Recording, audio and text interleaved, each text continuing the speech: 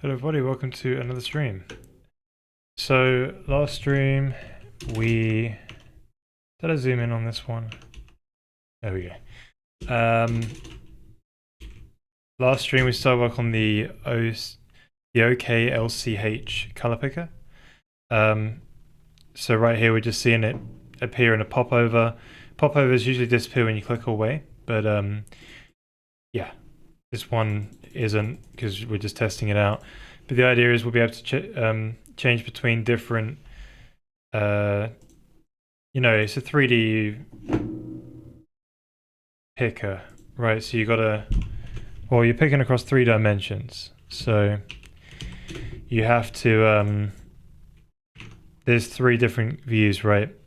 There's a 2D plane where you can pick 2 of them. And then there's a third dimension in this slider here where we're going to render another one.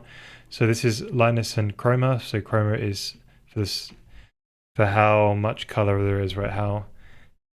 Yeah. And then the third dimension is hue.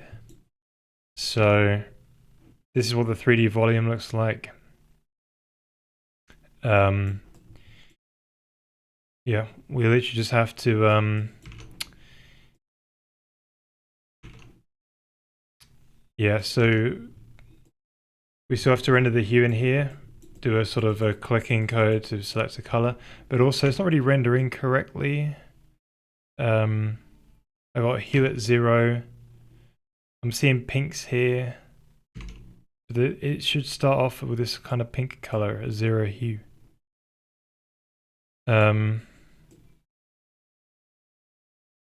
Yeah, and it's not really showing up like this. So there's something going on wrong with the conversion functions. So we've got to find those out.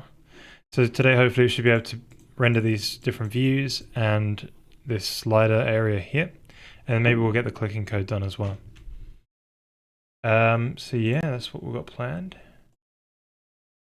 So just got to figure out, so the way we're doing it right in the UI library or the UI rendering code is we're rendering we've got different draw type for this box where the color picker is rendered into, and we have a different shader or a different case statement in the shader to do whatever we want in there. So we can take the two axes and treat those as 2 coordinates in the LCH color space. And then we'd do some conversions from LCH to OKLab, then OKLab to linear, and then we render that color to the screen. So for some reason, there's something wrong with these conversion functions, I think. So we're going to take a look around.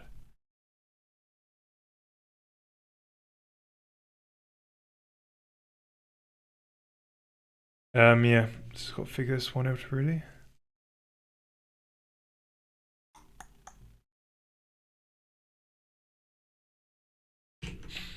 So I'm a little bit confused, right? My first thing is, are the input values correct?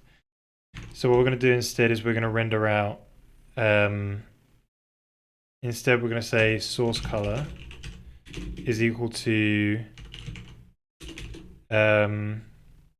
offset local space X, offset local space Y, 0 and 1.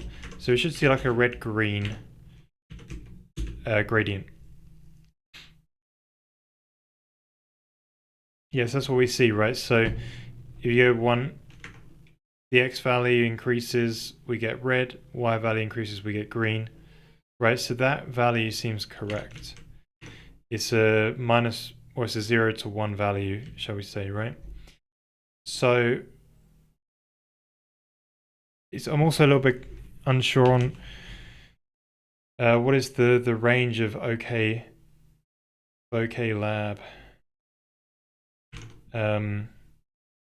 Here they're using these sort of numbers, like percentage, the lightness, and then this saturation value kind of goes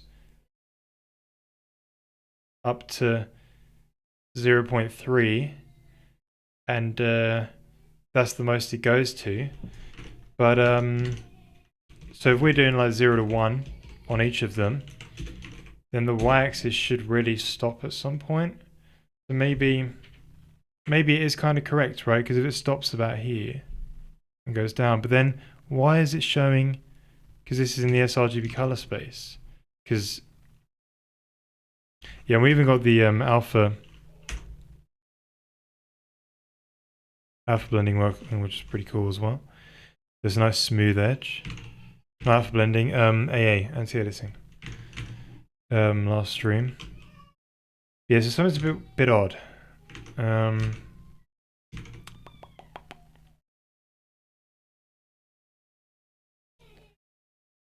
Right, what do I want to look at?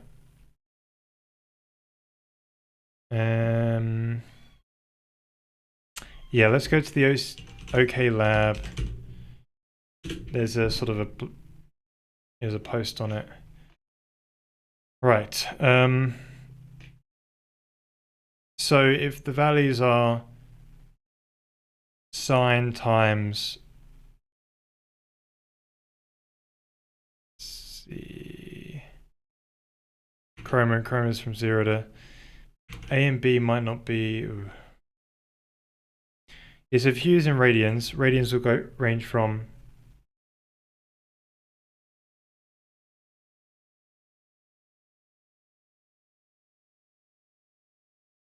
yes, this gives you yeah, sine and cosine will always give you value between -1 and 1.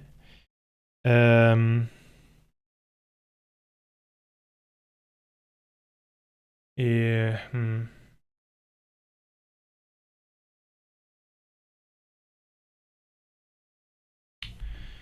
Right, this one seems okay, I think.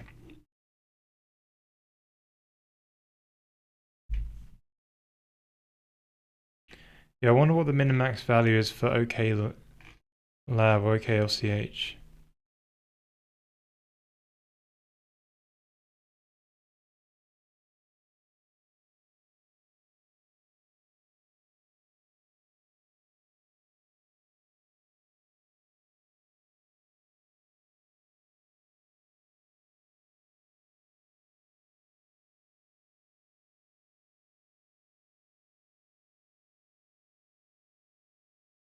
Yeah, perhaps our conversion function from because we had to implement a cube root in shader code manually.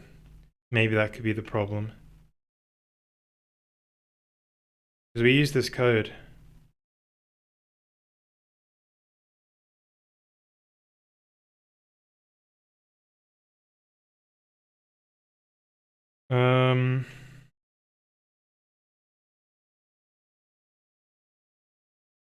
Right. Right, let's look at that code and then we'll okay. So this one looks correct. Here, I might rewrite the function a bit though to make it a little bit clearer what's going on. So lab H L C the chroma, which is saturation, and then H for hue. So the formula is that it's C times sine of, that's B cosine of H. Yeah, that's right.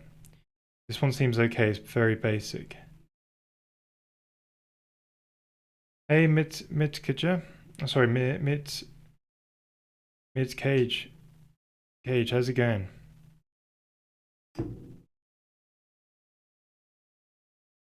Welcome to the stream, sir. How are you? Right, so the next one in the set of functions is OKLab to linear.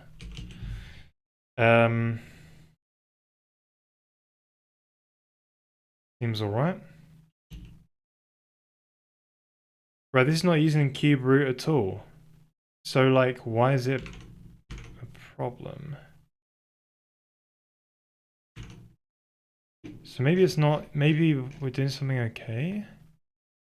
This is bizarre. Right. OK lab to linear. Right, it's just these constants. R plus G plus.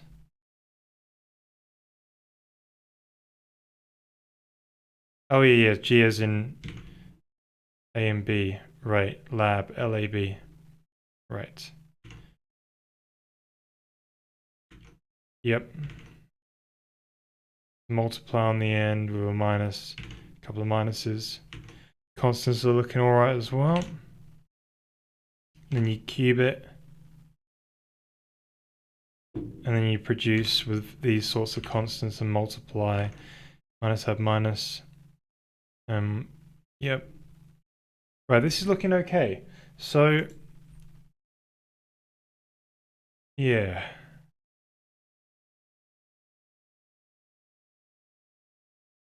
Right, so if we're passing him... Right, so I'm confused. Then we just render out the color. Range. Right, so let's use the... let's remove the signed norm to unorm conversion. So from -1 to 1 to 1 to 0 to 1. Because we did this last stream, and it yielded a very... You know, it allowed us to go the other way around. But yeah, I'm going to zoom out a bit more, but I'm not seeing... Obviously it approaches 0, that's where black is, right? And then it goes negative. But there I'm seeing the pink. Maybe it's meant to slice through here. Why are we seeing... I think that's the problem. Maybe what we have is correct. It's just the issue is that we're putting a value in which is way too high and it's been accepted. If I was to screenshot this and then we disable that code in the editor, you know, really we should have a button for this. I don't know. Can you program in MATLAB? I don't really know MATLAB too much. Yeah. So I'm not really sure. But yeah, here's our lovely anti-aliased edge. If you compare this, see it slopes up like that. It's kind of like this sort of slope. With this one here, it does get a sort of slope like that. And then it goes down like this. So I think whatever we've done is we're not, like this area is black because we've said, hey, the value is outside the sRGB color space.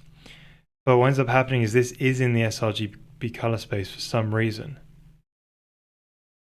I don't know why. So we've got to actually find a function which knows it's outside of the range. So I think there's a certain range, or there's a certain formula. Isn't this website open source or something?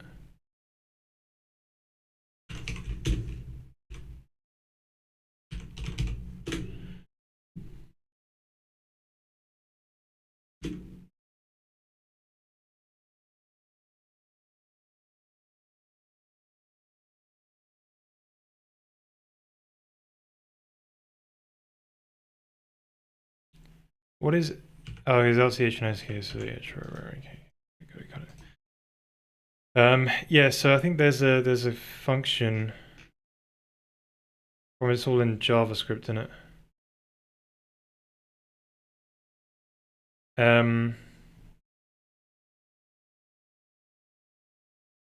Right, maybe it's simple. Right, TypeScript still. That's a shell script, right, where it does something, right?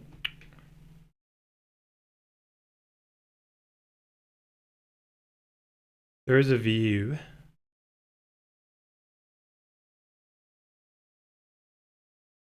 Oh. There's a folder called code. Ah. But yeah, I don't know where the code would even be.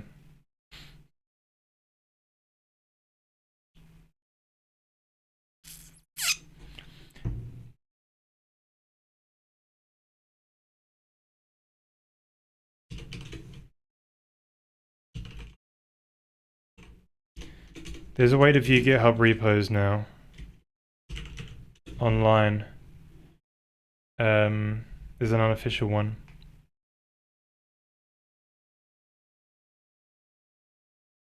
I forgot what it was now, so you'd have to download it. Anyway.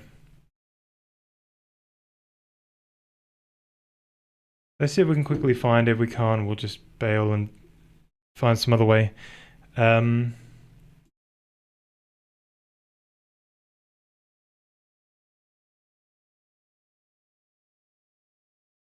None of this seems like a color picker code. It just seems weird.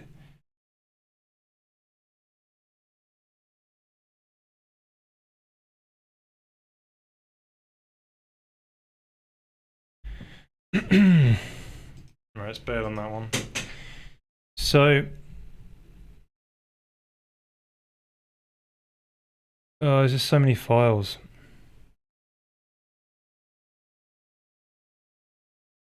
Right. So my problem is that our color picker works fine. It's just these values outside are for some reason being rendered,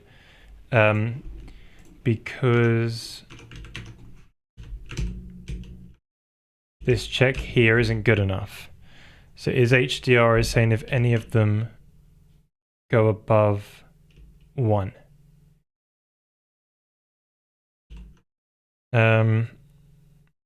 I thought that would be enough, but it's not apparently. So I got to find out why. So I guess we could. Can we view the code like this? Right, it might be called a chart. Let's go back to the code.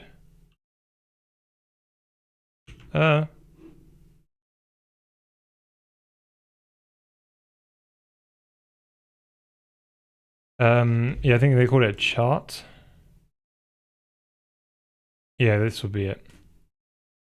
Right, so paint TypeScript maybe. So get pixel. Right, so he goes over all the height, all the Y pixels.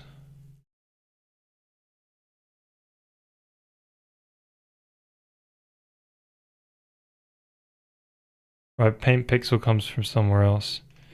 Right, there's an LH. Right, so that just does a paint and then it passes in this stuff here, so great.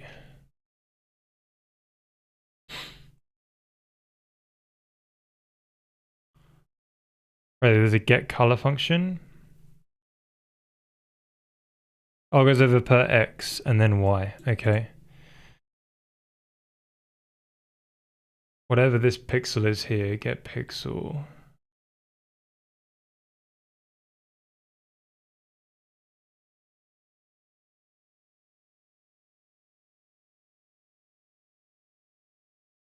What does get pixel do?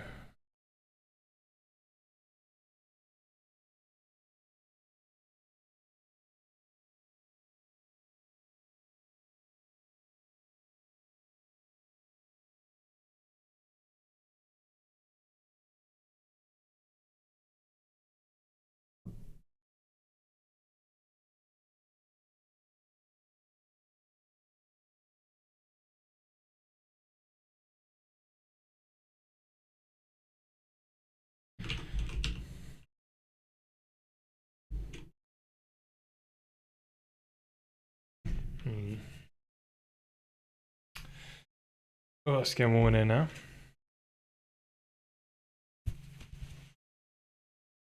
So another place I could look is that website, the other website where they did the color pickers, and that one's probably better.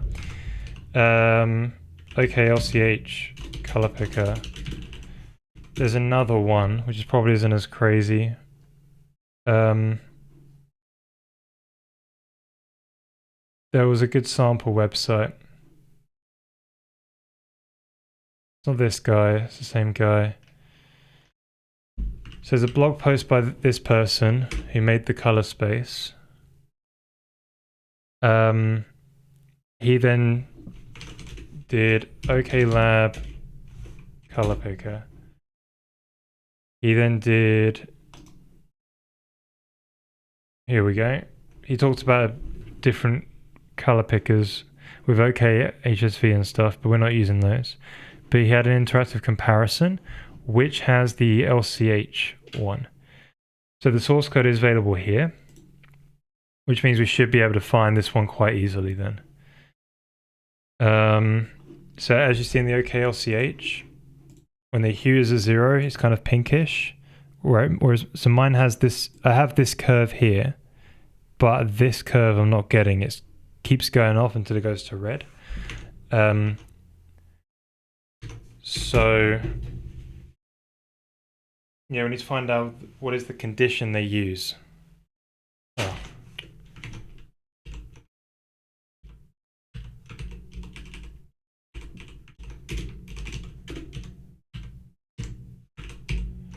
Alright, so mine was just checking if it's HDR, you know, above 1, but no, that's not good enough.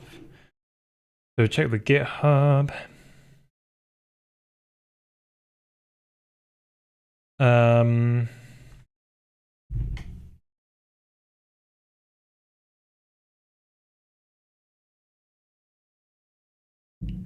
Render.js seems sensible. Upscale, no. Render HSL, no. Right, LCH. What's this one? sRGB to OKLib. Right, render. Here we go. So, low res picker size.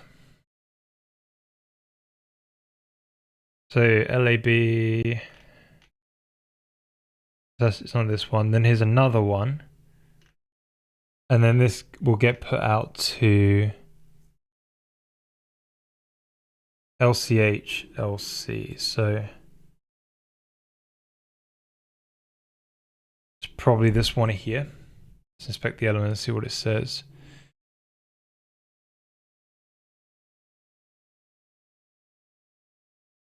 I don't know.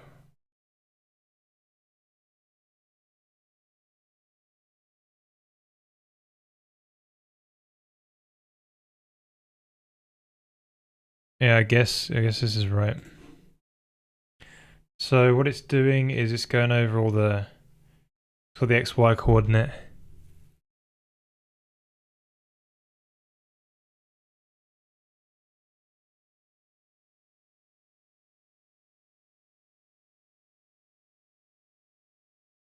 What is this doing? Right, so it's reading 4 RGB colors. And then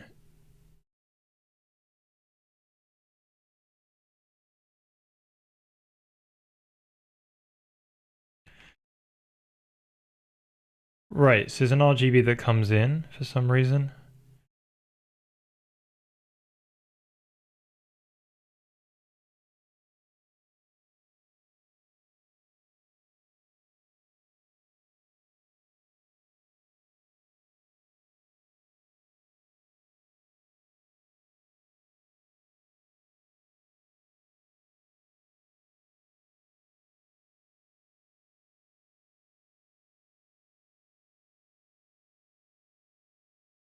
Hey Dora, how's it going? What we're doing today, we're trying to get the color picker to work today. So we're rendering the color picker for some reason. Yeah, so we're rendering the lightness and the chroma. So the chroma and the lightness. Oh no, I was right. I was right the first time. Yeah, the lightness and the chroma. So the chroma is saturation. So we're doing a custom render for this. And we're trying to get it to work. For some reason, we're not, these values here are not being getting rid of basically. But this one looks all right. So we're just doing some rendering today on this color picker and hopefully going to get the third dimension in here. Be able to switch between different views of this 3D color picker. Well, all colors are 3D, right? But yeah, something like this. So OKLCH means that you can change the hue and perceptually the brightness stays the same for the colors that you're picking. So it's pretty powerful stuff. Just got to try and get it to work really. So we're looking at the other color pickers to see how they achieve it. It looks a bit weird. Right, here's another one.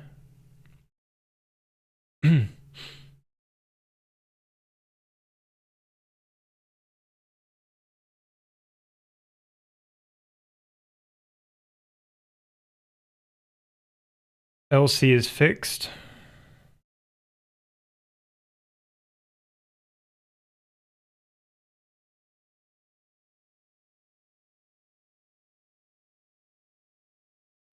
Yeah, well apparently OKLCH is actually available on the web now, and they do say people should use it. So it's quite interesting.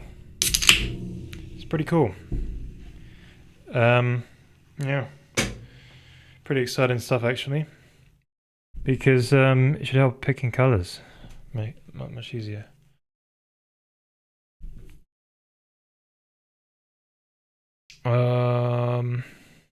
T times.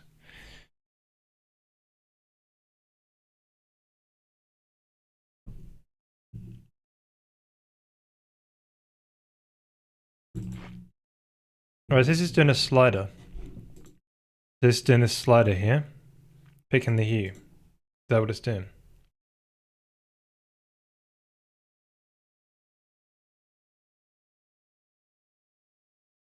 I don't know.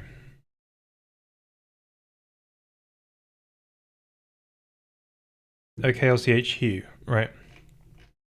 Whereas the other one is OC, yeah. LC meaning lightness and chroma. So this is one, right? It's going across 2 dimensions. It's just this thing that it's doing here. It's getting us a source index, and it's getting the neighboring ones as well. And it's reading low res data, wherever that's come from. Oh, it's come from the OK Lab thing. So, right. I see. Right, so the OK Lab one has filled in maybe a pixel buffer, and then this one is reading from it, and then doing something else with it. Huh. Right, so let's see how this table gets filled up. So it goes across the X dimension and the Y dimension.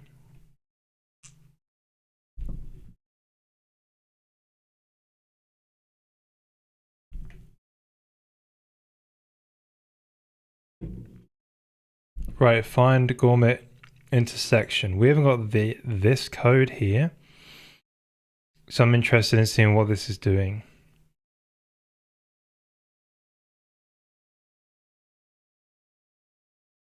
Then it converts it to RGB.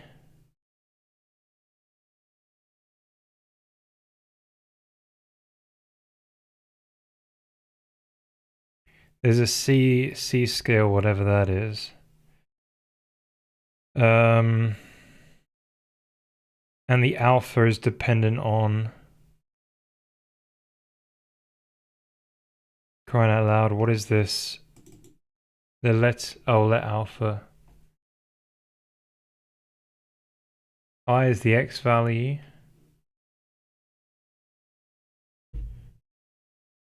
It must be controlled by this sort of Gourmet thing.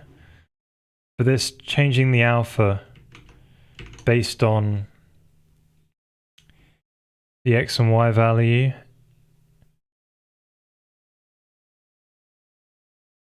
Kinda. So I'm a bit confused on that one. But if you move this, right, this moves around.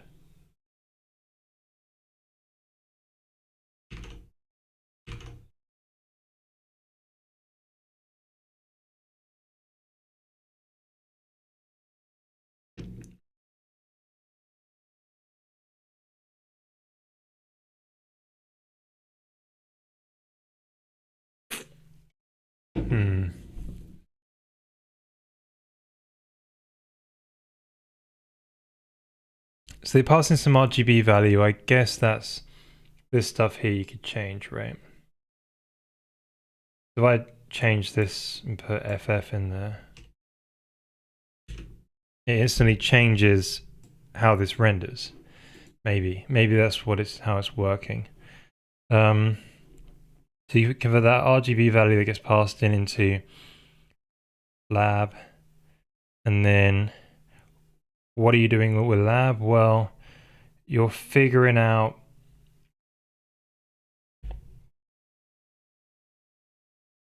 what to just go sort of find gamut intersection. So it's getting like a max C1, C2.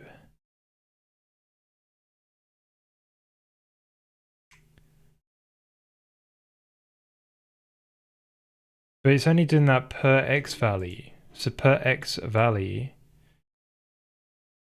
it's doing that. Maybe this is how it does this thing, where it sort of clamps it, you know? So is there like a clamp that's going on here with those values?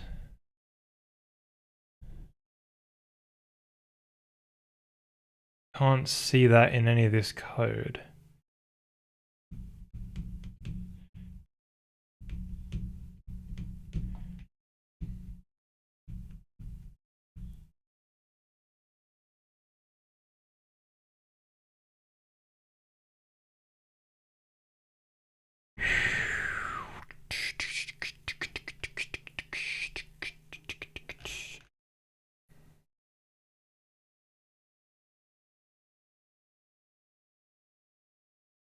Ew. Right, then it produces RGB by going OKLab to linear. You'll see one, which are these guys. Oh my days. Times A underscore.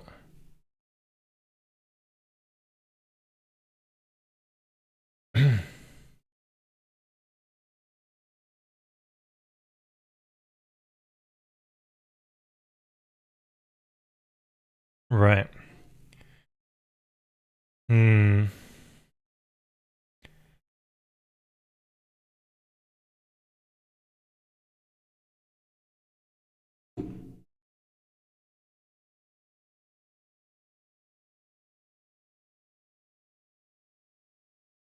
Right.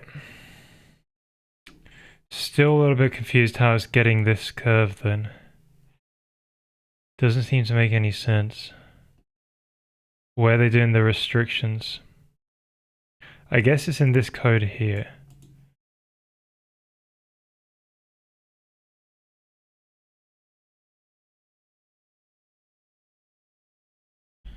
Right, we'll find how we get outside the this range here. How do we color it transparent basically? This is not very helpful code.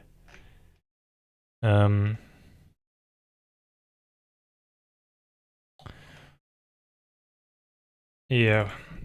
Let's see what this code does here. Gotta try and find it in the code base though. There's only a few files. So maybe the answer is here somewhere.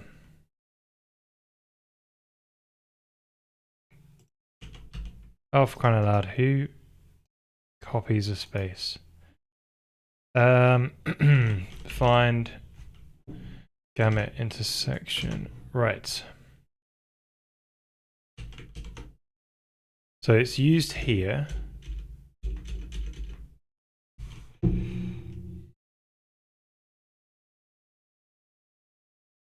Oh, interesting.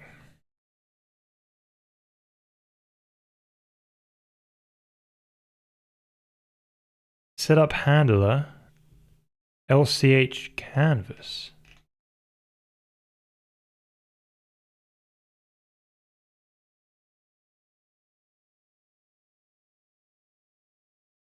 Find cusp. This is like, maybe this is some code that we could use. Huh.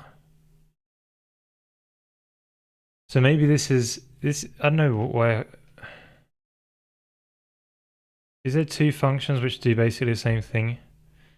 Right. So this one looks more sensible, right? We've got an XY position on a canvas, and it gets the OK lab value of RGB.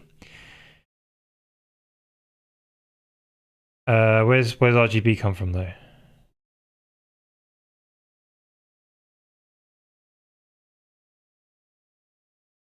I have no idea.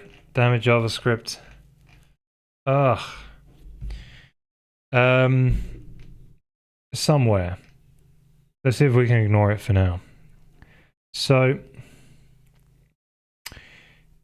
you got this thing called XY though. What is that? Where's X and Y used?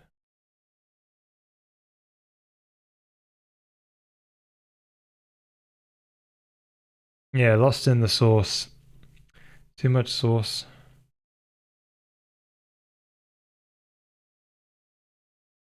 But I'm interested why. Yeah, so you got this thing called X and Y. I guess it does this RGB. That's probably from just this value here, just so it can know which hue you're on, basically. So it has something like that.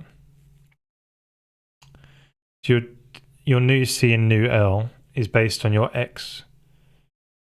Oh, is this when you click? Right, this might be when you click a button. Nice. So because this is when you click at this XY coordinate, so if I click here, it's able to clamp it into there. Excellent. So this is what we need, because this will tell us how to tell if we're out of bounds and also how to clamp it, possibly. So that'd be pretty sweet. Yeah, that's pretty cool. Because the way it does it does it sort of in a diagonal based on the slope. Right. So if I'm over on this side of the slope, does it the other way? So maybe this would be cool. So, you know, x divided by pick a size as a 0 to 1 value. ESP is probably epsilon. No, it ain't. What is it's EPS, sorry. We're crying out loud. What is EPS then? Right, no one knows. Something. Probably the maximum. Or maybe it is. Maybe it is epsilon.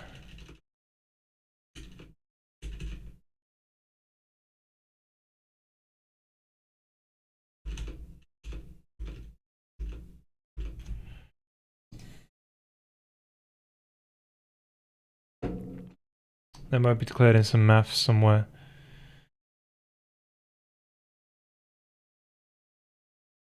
Do you like include in JavaScript or some crap like that? Anyway, it doesn't matter. Let's get back to where we were. It's probably epsilon. Let's assume it's epsilon.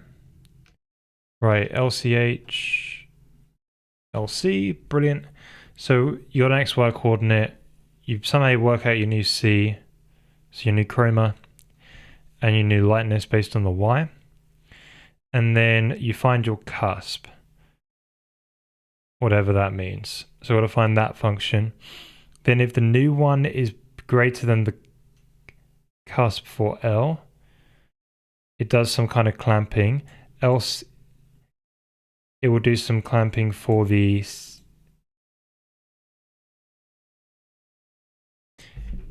I guess it...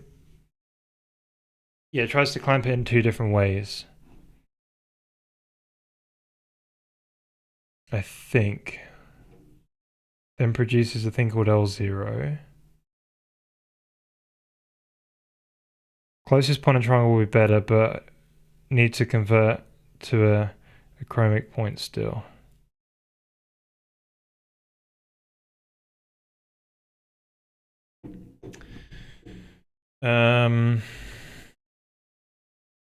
Right, then there's this function as well, damn it.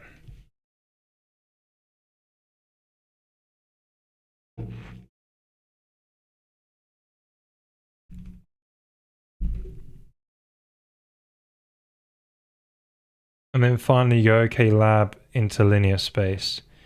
And then that's your RGB.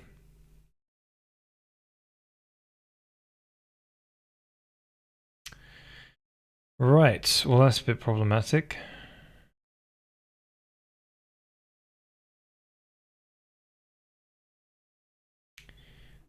It would be great if there was ways. So I think we're going to compile this all into a single function basically. Effectively, can we clamp a OKLCH value or a OK lab function, you know? So yeah, we've just got to find a few things. Find a cusp, wherever that is. So we could just clone the repo, right? It's what every sensible person does. Is just clone the whole code base. Or just search through it that way. Because apparently the code base is too complicated. So I'm looking for like a find cusp function.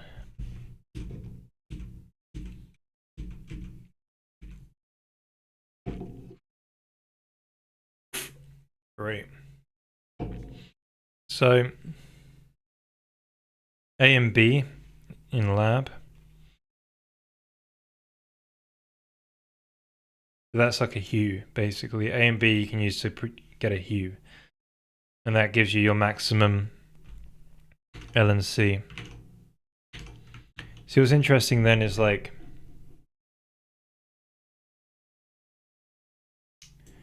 this will only do this kind of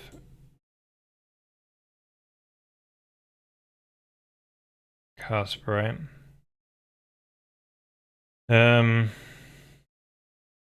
Whereas we need, for this sort of view, we'll need probably a different function, maybe.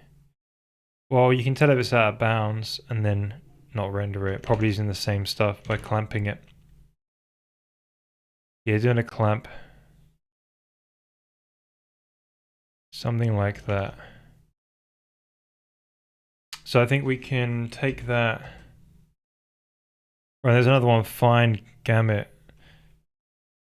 intersection. Finds gamut selection of the bottom line defined by.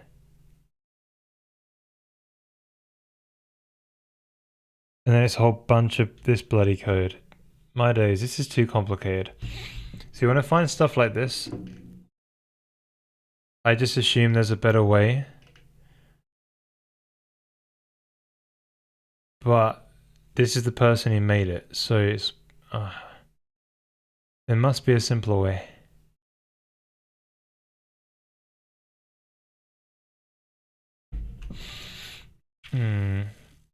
So I could just convert these two functions.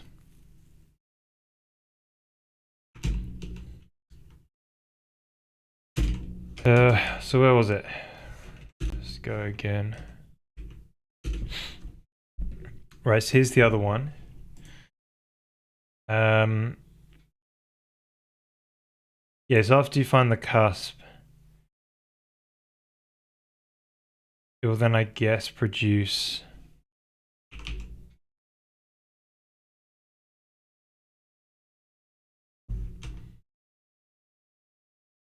It takes in an L0, whatever that is.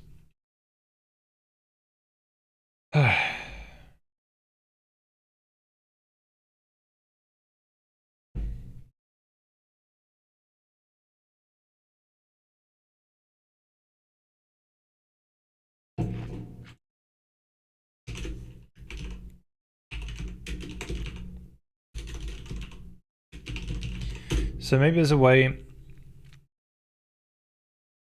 to clamp OK lab. Or what is the maximum values for? Like, why can't we just, if you've got OKLCH, we want to clamp it inside sRGB, right? But then we kind of converted to sRGB and then tried to clamp it, but that didn't kind of work out.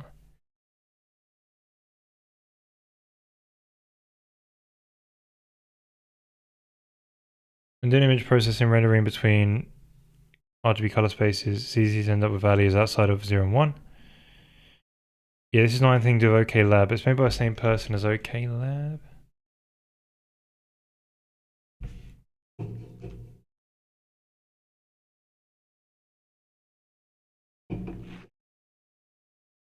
This is like the same problem.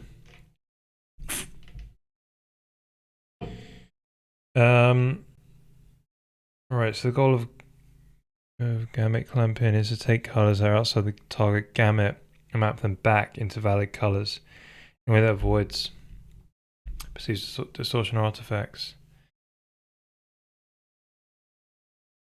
But yeah, this is the person that made that other code, so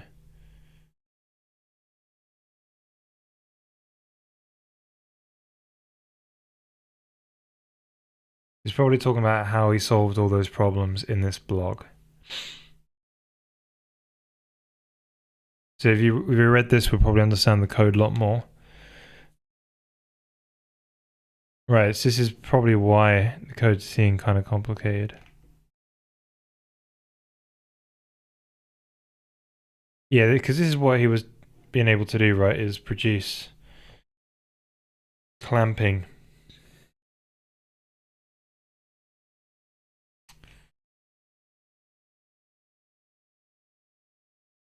Right.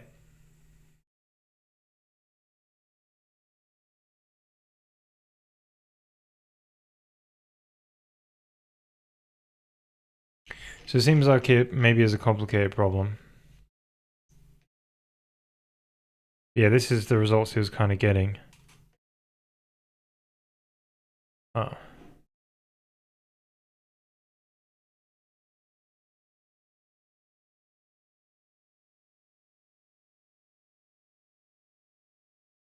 Hmm.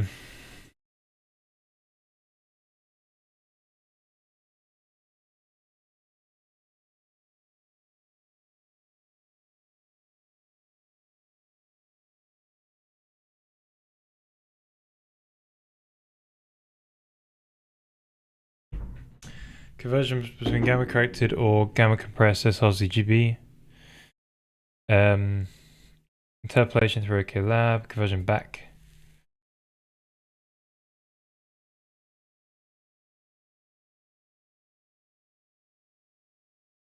Yeah, welcome to the web. Oh, it is. Yeah, there's a lot of JavaScript code I'm reading right now. It's scary. Yeah, this one I guess is probably quite basic. I don't think it has the problems I want to solve. I already have these functions.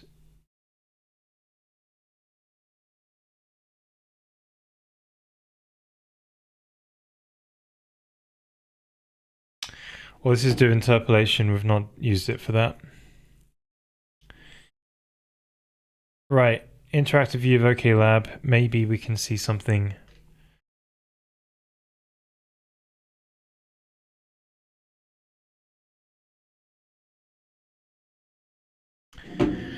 Right, this kind of sucks.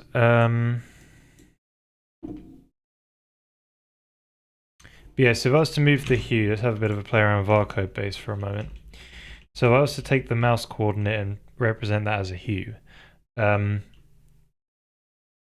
like graphics global mouse position dot x temp screen width. So we'll just slide it across the x value, and as we increase the x, wait, it's in radians though. So we'll times it by 3.14, you know? I think that will do it. Oh, for crying out loud, what have you done?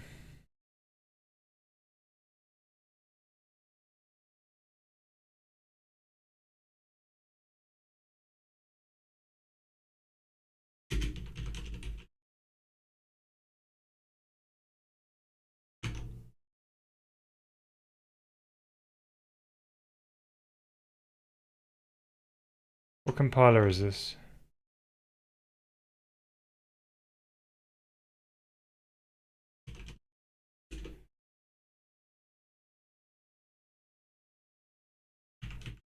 Is it my compiler?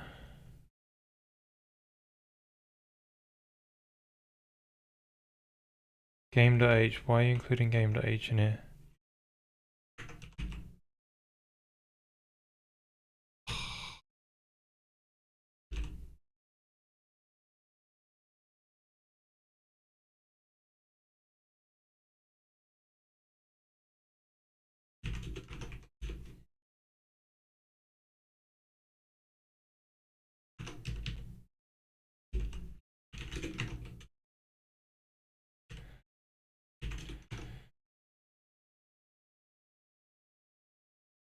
Right, so it seems like it's my compiler that's complaining. I always forget the errors. Right, so standard def core.h. Why is core.h being included?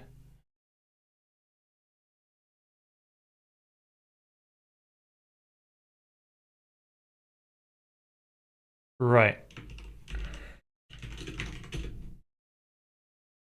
It automatically included. I don't know, what is it display width?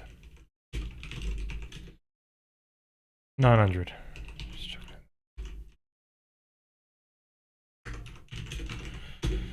Right, so we take a look at, you know, if we move the mouse across the screen, the hue is gonna adjust. Not by a lot. That's because it's in degrees, actually. Let's do 360. Maybe we should put it back to radians.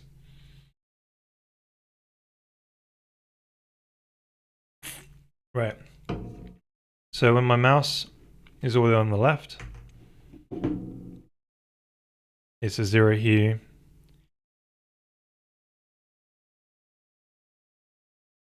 Right, it seems like 180 resets back around again. Right, so it's going through all the different hues. But yeah, as you can tell, it's meant to go back down diagonally to the left, but it carries on after the slope.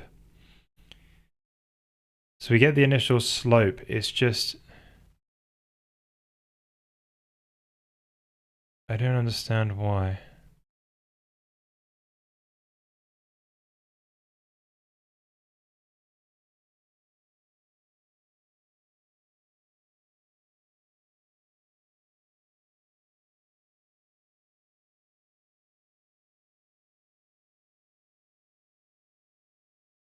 Interesting.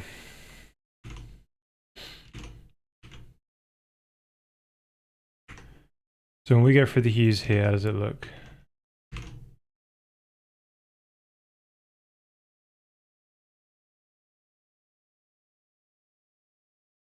So yeah, if you rotate this 90 degrees to the left, or anti-clockwise, you know, and then flip it along the x-axis, we draw this slope here by literally just checking if it goes outside of the sRGB color range, by checking if it's greater than 1, right, as a normalized value. But we're not getting this cut here, which is a shame. And to do that, it seems like it's a lot more effort. So I wonder if there's a way that we could cheese it, basically. Or maybe we just leave it in there and just select it. But it's bizarre. Very bizarre.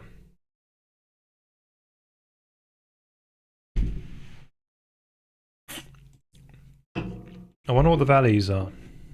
Can we print those out? If is mouse app ucord GPU hprnf lab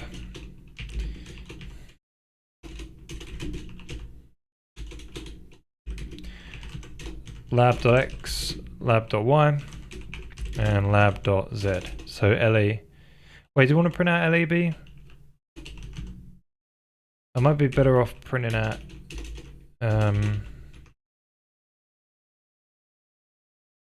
maybe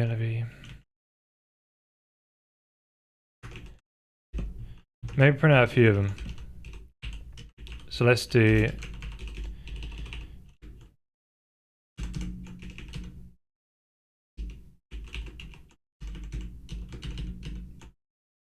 LCH and color.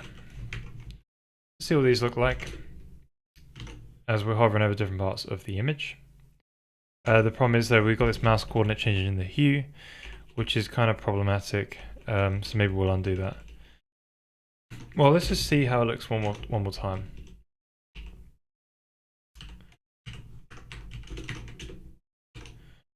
I don't know what it's called. Is it called pixel coord? What is it called? Pixel coordinate, okay.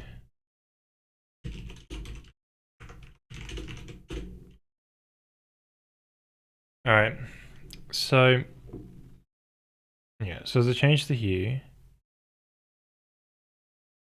there's that orange, then yellow, then green, then blue.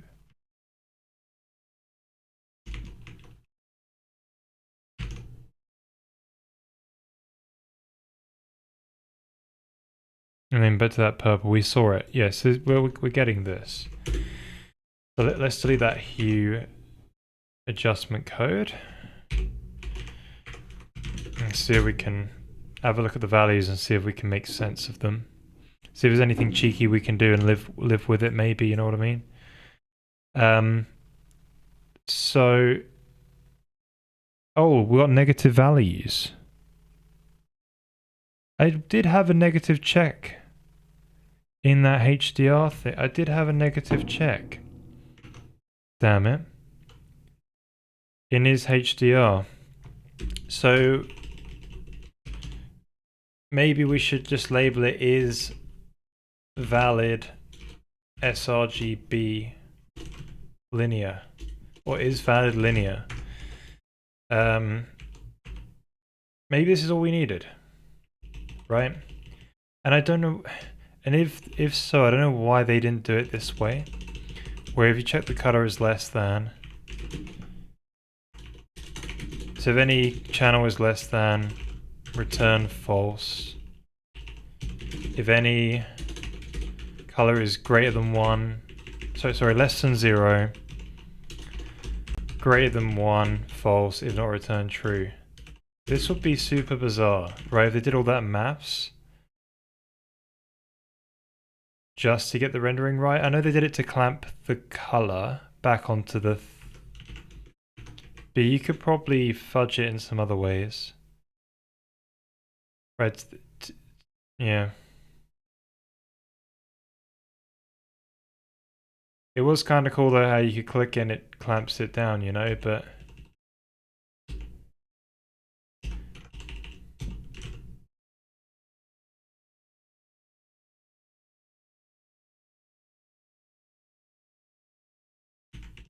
is invalid linear.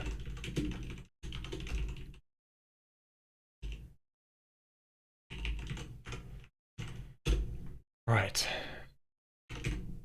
Hopefully that'll be good enough and then we can move on, you know? No, what's going on? Why didn't that one work? If color is less than 0, any. I did see it being minus though.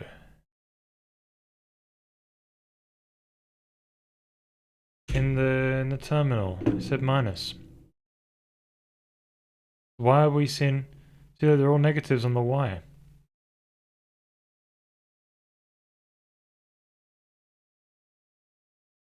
So why isn't that working?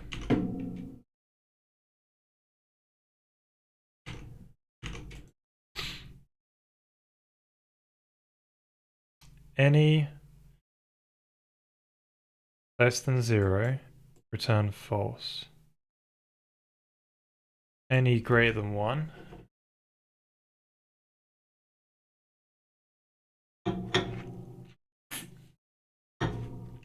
What am I doing that's so dumb? Right, let's flip it back the other way around. And it should show us the other way, right?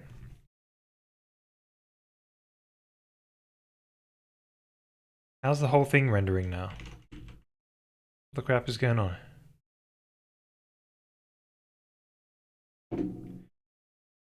Oh, because I'm taking the max element.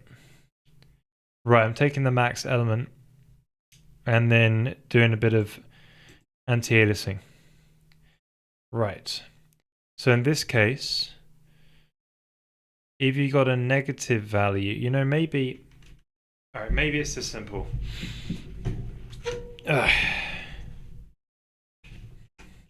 Maybe we get rid of this and do it manually because the function is getting in our way.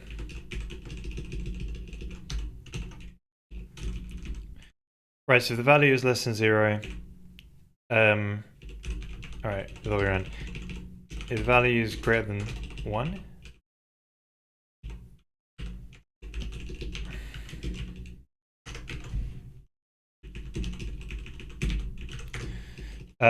we get the maximum channel. We work out how much to anti-alias it by lerping from the selected color to 0. So we're really far away into the invalid space. It will obviously be black. If we're close to the edge, it will be kind of faded out, right? So we'll do the same thing again, but instead we're going to be doing probably a min channel now, right? And that one's going to be negative, right? So you do a min channel and then you flip it the other way around, right? So then if you just take min channel and I multiply it by 32 because that was just a number which looked nice, and clamp it between 0 and 1, and then that'll get you a lerp to get a nice anti-aliased edge. So I think that ought to be good enough. Which is what I was looking for, and not that complicated maths code. Ah, so close. Right, these are still minus numbers, but obviously, right, so what's happening is I assume the anti-aliasing code is not good enough.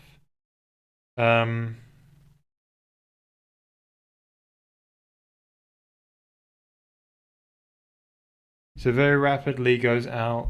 If we look at the lower left here, this one very slowly.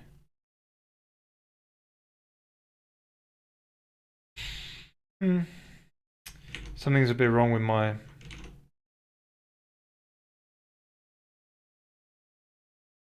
Maybe we should take the overall luminance and use that instead.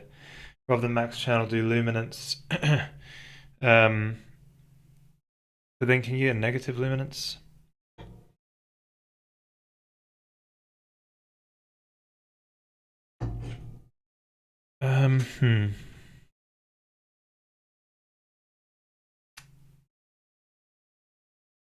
Or maybe we can just reduce this number a bit.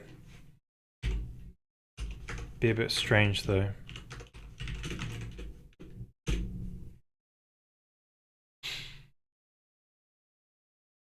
Right, it's even worse.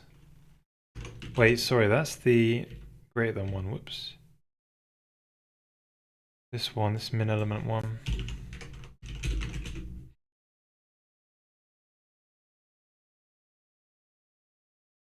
Right, that clearly didn't work.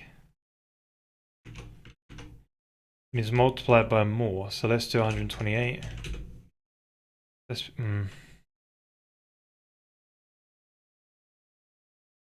So we put the minimum value, it's definitely going to be negative because one of them is negative. Then negate it. Then lerp between this kind of negative color to 0. Okay.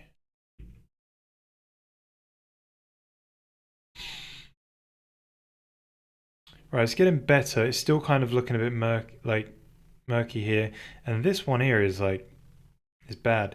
It's only just about negative, but it's got something that's very red. So yeah, that's obviously not a good system, right? So maybe, see, I wonder what these ones are here. Yeah, maybe this system that we're doing to cut it is not, like, we can easily cut it. It's just we wouldn't get the lovely edges, right? That's the problem, is I need a value. I need a value to be able to dismantle this thing with. And usually you could just pick yeah, it needs to be based on some value, and the color seems to be the best one to do it with. Maybe we should render it bigger. I don't know why we're living with such a small render. Let's go into the UI system.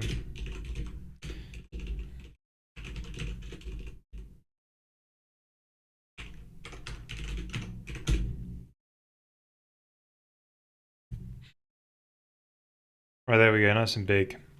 Let's live with that. So, yeah, this is this is minus, and the smallest value is just about smaller, you know what I mean? So, like, I think if we did the quad intrinsics, we could be like, how much does this thing change? And then we can use that rate of change as a way to do the anti-aliasing, because we're saying as the pixel changes, sorry, the difference between the neighboring pixels is the rate of change, and then that can be used as a metric to say how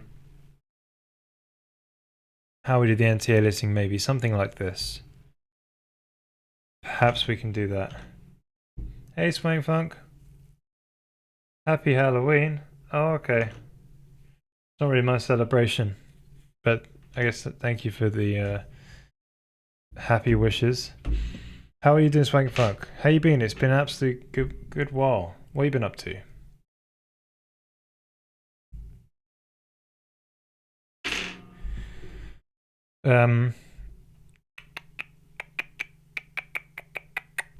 Yeah, so I think we've got to emulate f width. See, are you guys familiar with like f width and DDX?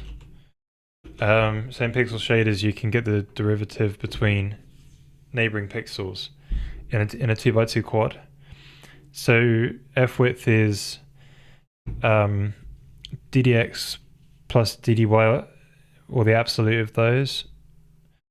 So if you take if you get the Milton board up. So typically how they do MIP level selection is, so this is a 2x2 quad of pixels that you're drawing. If this one gets a value of 0.5 and this one gets a value of 1, it will you'll take the difference between these two, and that'll be your DDX. So be, is that right? Is that how it does it? Let me figure it out. DFDX. So in HSL it's just called DDX. What does it return? I think it's the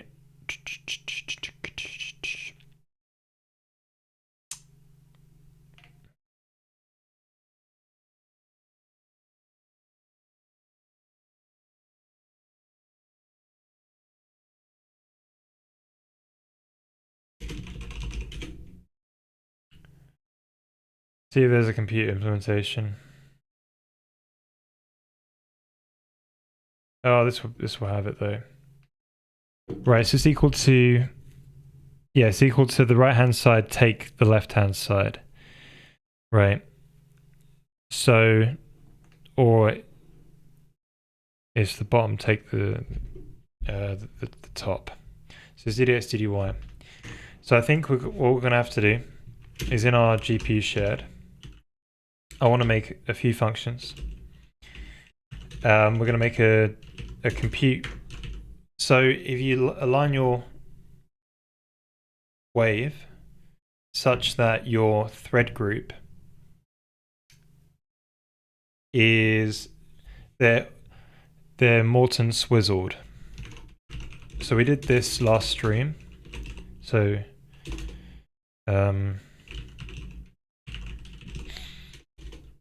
Morton code, right? So here's an image of it. Got to go through the right. Wait a minute. Google Images 2024. So this is a 8x8, right? 0, 1, 2, 3, 4, 5, 6, 7, right? So it's 8 across, 8 down. Now, if you make your indices, so in your thread group, if you got an 8x8, there's 64, right? So if you Morton swizzle it, so you take your 1D index and you turn it into a Morton code, you'll get like a 0, 1, 2, 3, 4, 5, 6, 7, 8, 9, 10, 11, 12, 13, 14, 15. So there's a 1D coordinate into this 2D coordinate in that order, right? And if you do it in this order, it means that every 4, 0, 1, 2, 3, 4, 5, 6, 7, right? Every 4, they'll be swizzled on this sort of like 2x2. So they'll be in a quad formation. And if you do it that way in compute shaders, you can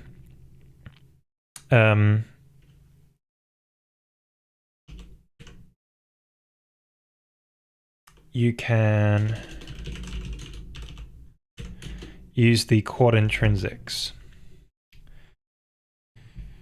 So maybe we need to have, see, what quad intrinsics have I got?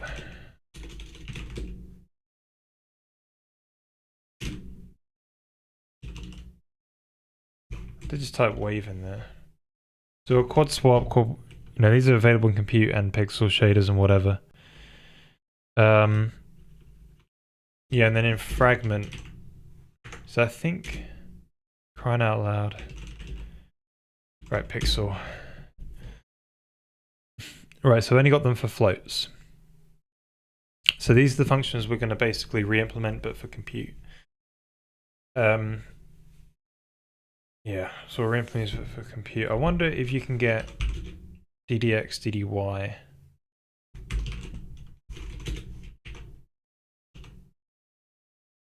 Was it df, dx? I want to have, is this implemented using OpenGL? SPIV GLSL 450. There's some extended instructions for SPIV df, dx.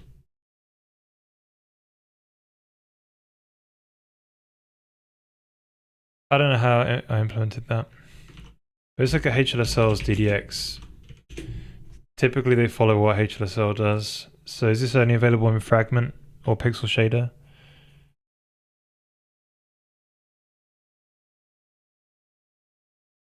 Function is supported in the following shader models.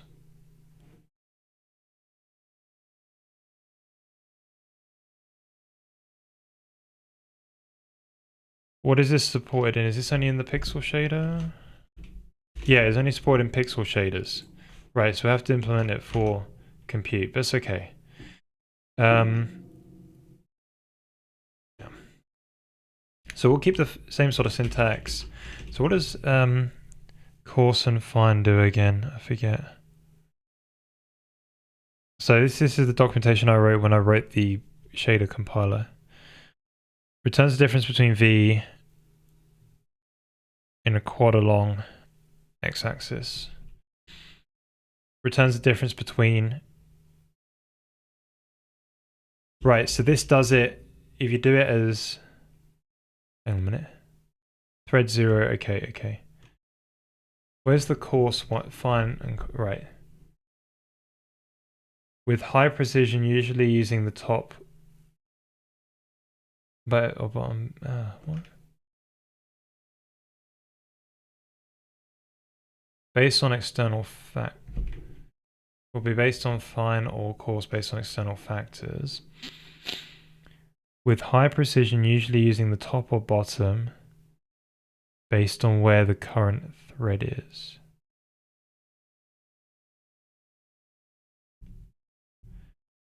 Ah, got it. I think I understand. So some thread lanes could be inactive. Is that what I was saying?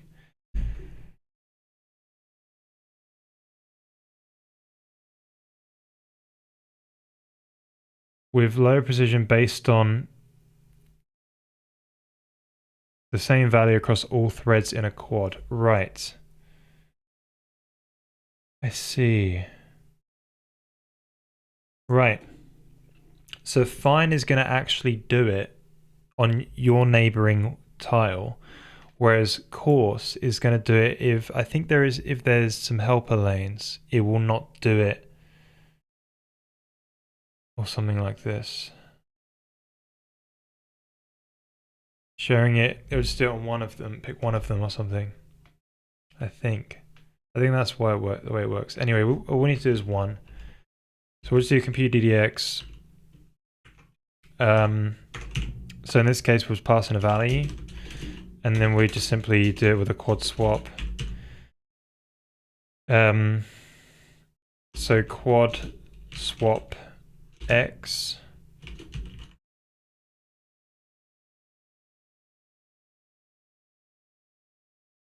What?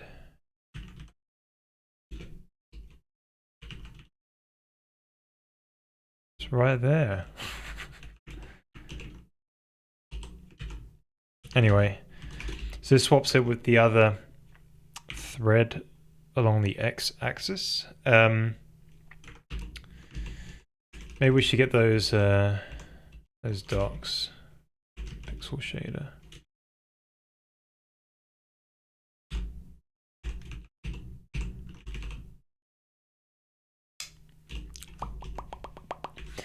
Right, so this will get you the other one. And then you want to know, like,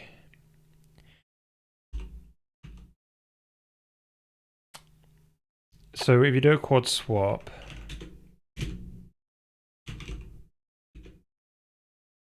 what else can you do? There is a thread.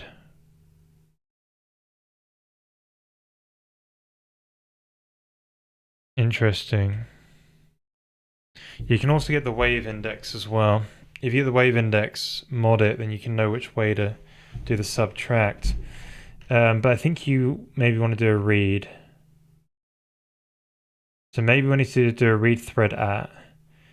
You can get the lane. Did I call it a lane index or something like that? I changed it. Change it to get the thread index, didn't I? So we do the thread index, we can then, yes, you do this.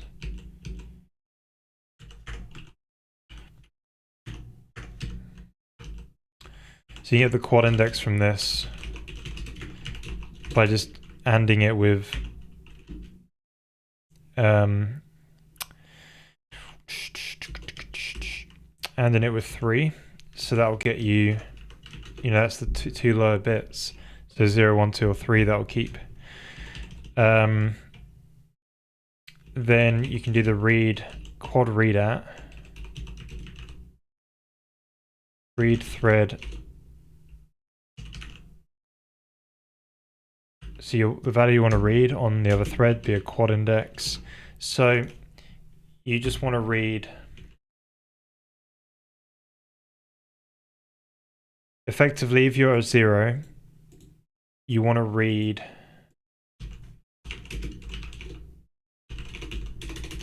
you want to read 1. If you're at 1, you want to read 0, right? So it's the other way around. So that would be something like, and if it's a 2, you want to read a 3. So basically you're ANDing, you're flipping, you're knotting the odd bit, right? So if you knot, or if you XOR 1, you're toggling that odd bit. So if you're on thread 0, you get thread 1. right? Yeah. Then you read the other one. And now you'll know which way to do it.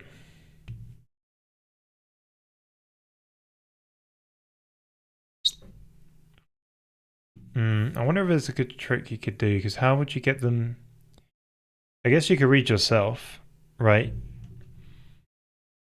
But then how do you know which one goes where, basically, isn't it? So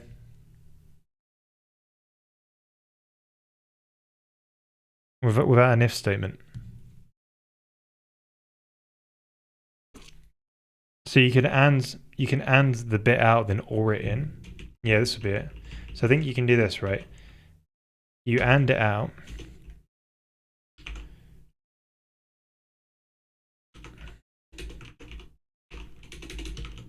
And then you so you do your sort of big quad index, small quad index, right?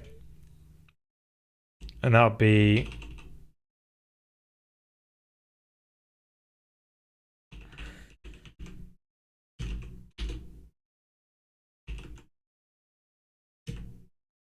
so maybe the small quad index will come first. And then the big one is based on the small plus 1.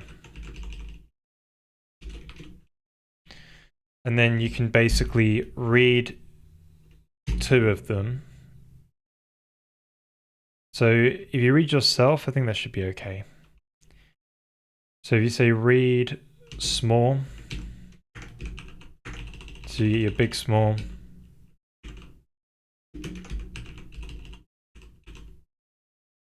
What am I doing?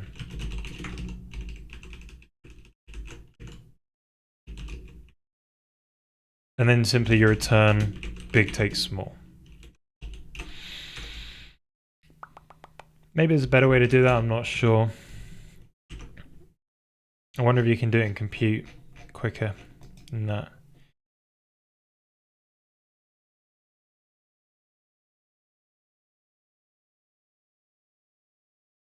Let's say quad intrinsics. Wonder if there's a better way to do it.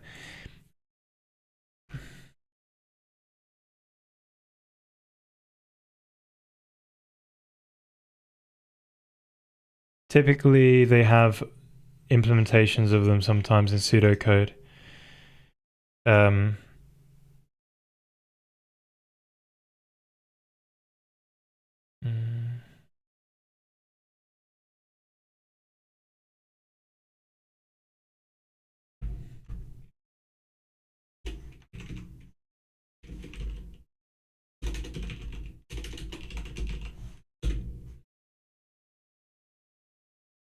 Alright, derivatives and a compute shader.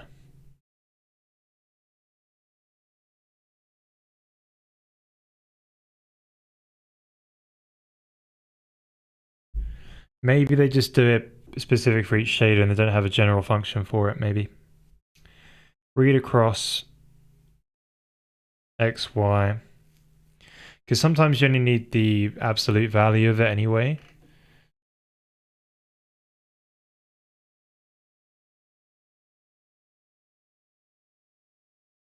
So this is just used for MIP selection, I think. So there's not really a general function to do it. You know, maybe we won't make general functions for it. Because it kind of gets a bit, you know, we're not using the intrinsics directly and then it just to solve the problem. We're going through some interface. And there's probably a better way to implement it directly using the intrinsics. So maybe we could say compute f width, and then that doesn't need to do this sort of like thing. So the f width would be, is that what we need, isn't it? It's the absolute of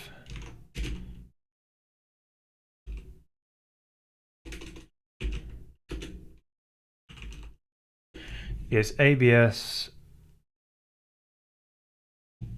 of those added together. So you've already got after you basically read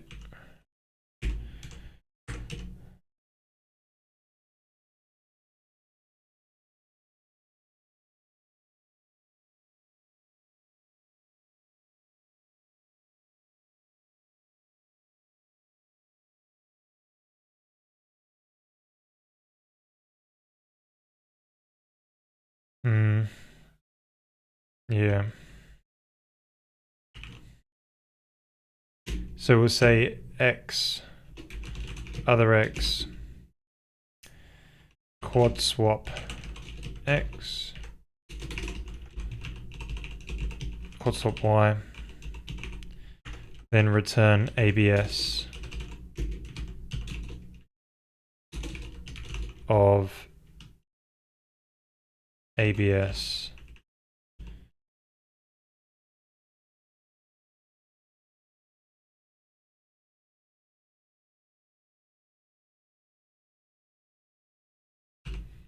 other x plus ABS other y. That would be better.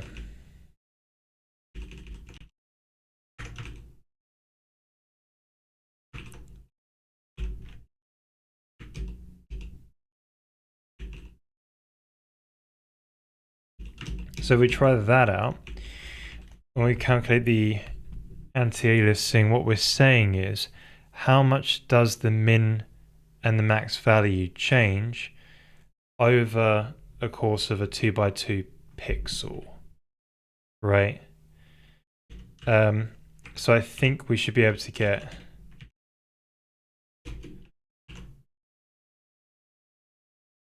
so if we take that, right, so we go and run the shader again. Let's just identify the problem we're trying to do, damn it. What is this? Don't not have wave intrinsics included.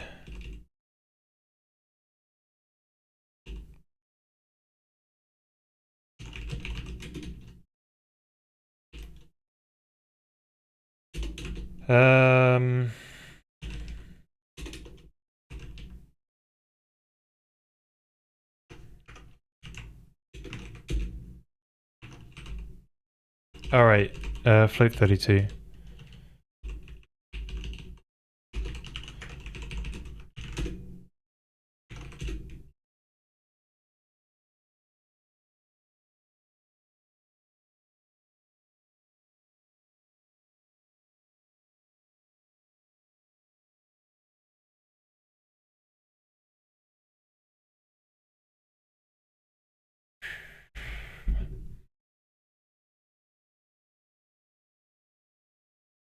This is the Clang compiler. This ain't my compiler. Hang on a minute.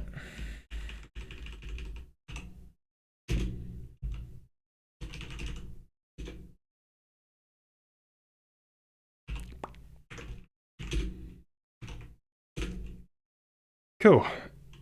Right, so the problem that we're dealing with, right, is that we're trying to anti-alias. As you can tell, we've made this is very fuzzy here. And this one here, it kind of still shows up there. It's kind of dark, and here the value is kind of, the color value is negative, and it shows up still very bright. So how we're doing the anti-aliasing is we're saying we're converting the color from OKLCH, which is lightness, chroma, and hue, and we convert it to OKLab, then into sRGB. If it goes outside the sRGB space, we lerp it towards black, right? So how do we lerp it towards black? Well, we take the color value, we take the min or maximum channel based on where the value is wrong, right? If it goes outside here to the right hand side, the value goes above 1. If we go to this left hand side here, the value goes into the negatives, but the negative value decreases a lot slower than this positive value does, right? This positive value, see this X one here, goes up really high quickly, whereas this one goes up really, goes negative on the y-axis here, very slowly. So the thing that we're going to be using to help us solve this is that f-width thing, where we swap in a 2x2 pixel, we swap the color value across the pixels, we swap them, we add them together, and then what do we do? We swap them, we swap them, do a subtract. Oh shoot, our function was wrong. Yes, you meant to swap them, subtract the current one with the one you've swapped, absolute it. Right. And then this will give us basically the difference between the two color values. How much have they changed over the course of 2 pixels? With that, we should be able to accurately scale it to give us like a good anti-aliasing, no matter how much the value changes between a couple of pixels. So we're swapping across the X and the Y. This is wrong though. So what you're meant to do is produce the derivative for X. So that would be V take. Yeah, so you want to say V take, and then take the absolute. So if we did a ddx, ddy, we'd have to swap them in the right order. So we have to take them away in the right order. And this would actually do it. Because it's doing the absolute anyway, so no matter which way you take it around, it's fine. So when we calculate the F width,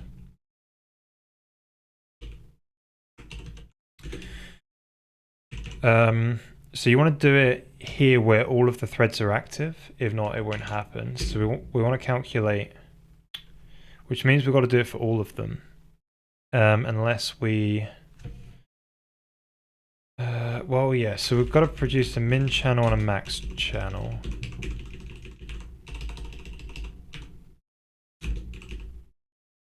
And then we have to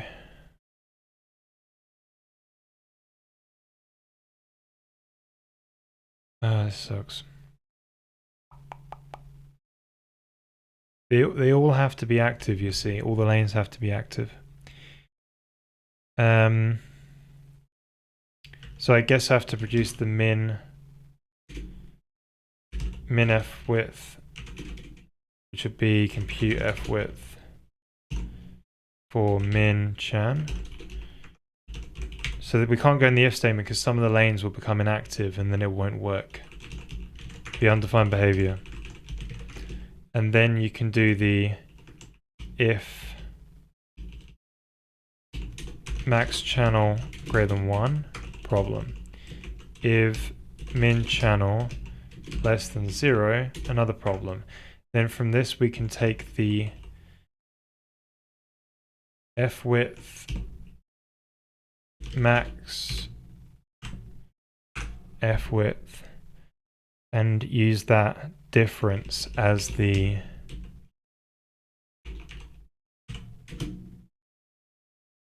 I think so. I think that'll work.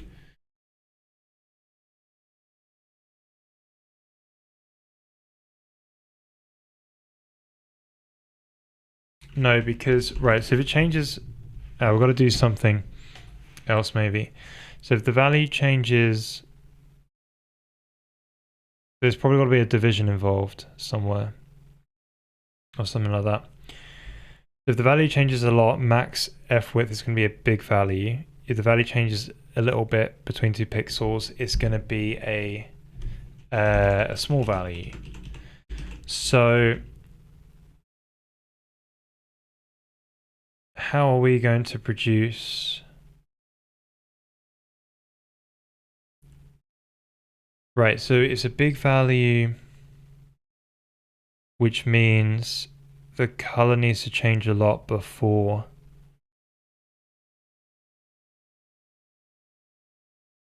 So I think you would do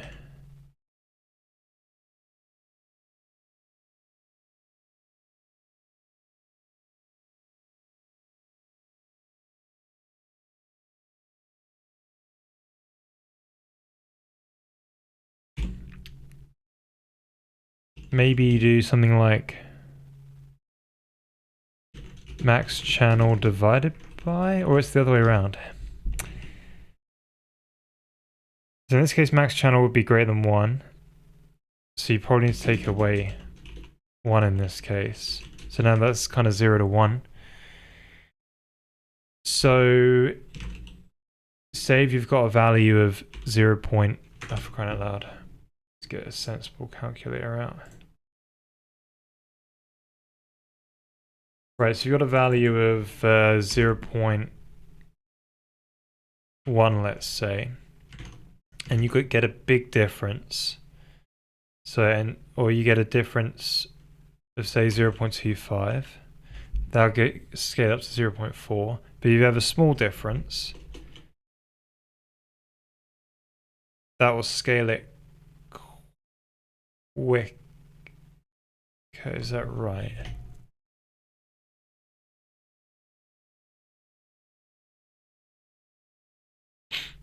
Yeah, if you've got a big difference between the 2 pixels, you want it to be scaled slower because the rate of change is fast. Something like that. I think that's the correct maths. So min, this one is a negative value, so you always need to, do a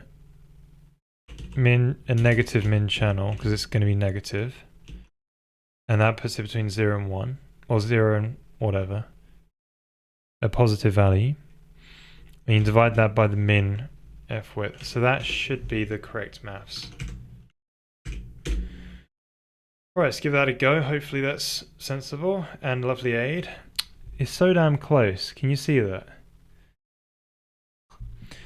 So this one got it right, and this one has. If we take a nice screenshot, try 1%, take 1%. Hey Nasu, I'm not sure what you mean by 1%. Take 1%. Oh, I'll give you 0, wouldn't it? So the value doesn't change. Then you do a division by 0. Yeah, that's true. Maybe you need to, you know, max it with epsilon or something. That makes sense.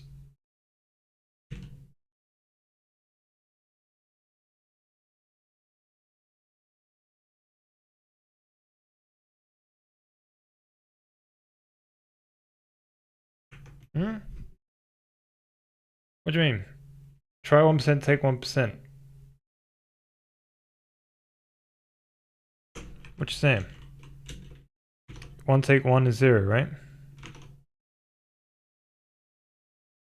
But that is correct thinking. There's a difference.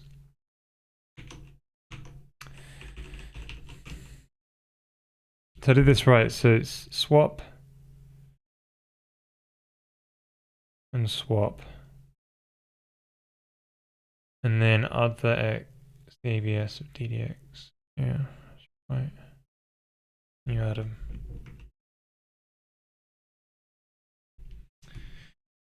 So if you have both values being the same thing, which they won't, so they're going to be different anyway.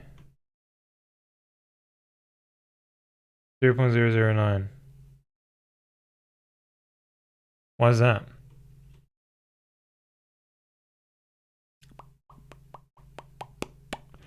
Right, so we took that screenshot. Let's hop into the editor. And let's comment out the color picker so we can, let's get rid of this crap code. We found a way how to do it without doing a bunch of maths. Right, so look in the texture viewer. Look at that beautiful A8 edge, huh? And it should be resolution dependent now, hopefully. But yes, we've done it here, and we've done it here, right? And it even does it on this left-hand side, which had a very big problem with stuff going. I don't know if this is transparent. We really have to make oh, no, this one isn't. It's just dark. Right. So the problem is this one here. This one still is a problem. This one ended up being AA'd by the looks of it. But one of the values is negative, right? So the value is so bright that it's being, if we hover over it, right,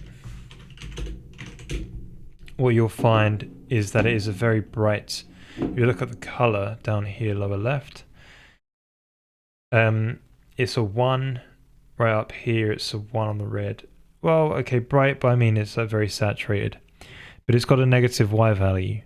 So that one is doing the lerp. But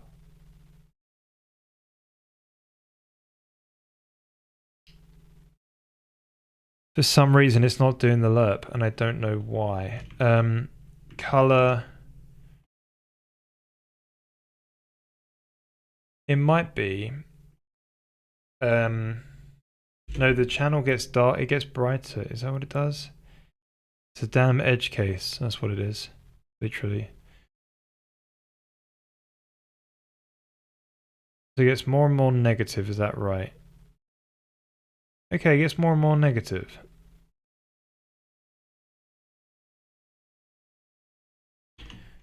So if that...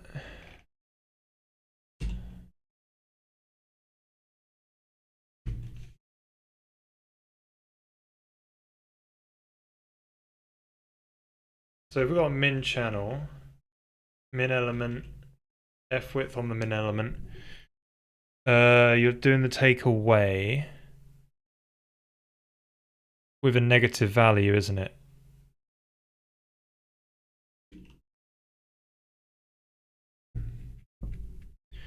Yeah, but if you did 2 takeaways with negatives, that's fine.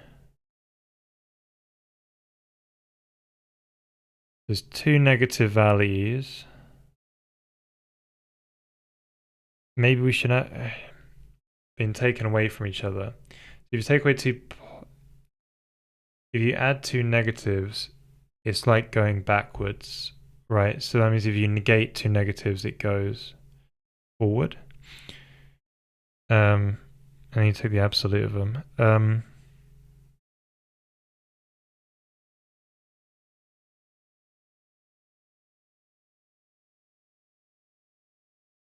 Could that be the problem?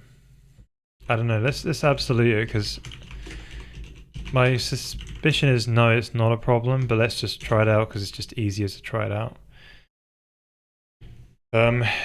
Right. Suspicion is true.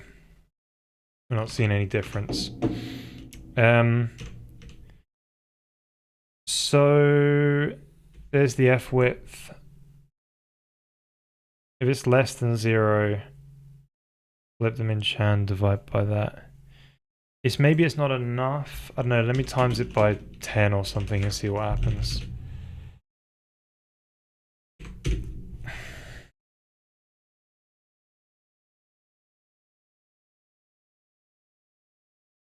That's weird. Should we just color it based on the value?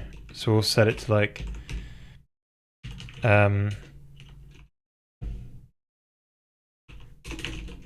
min.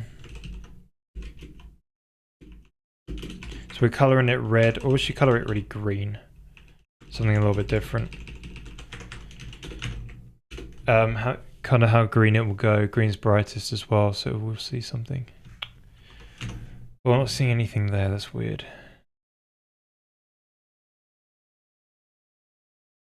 Huh. We're not seeing anything?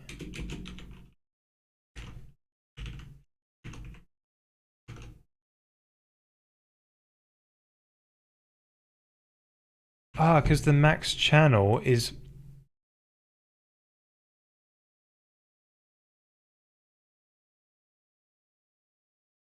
Right, that's the reason why we're not seeing anything. Because the max channel is brighter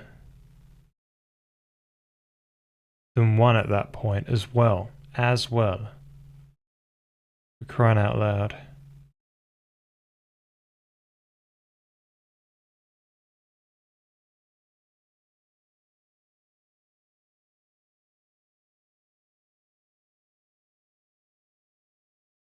And that one doesn't actually change, increase or decrease. It kind of sits about the same, hence why you see those colors. Right. Got it. So we need to do the negative check first.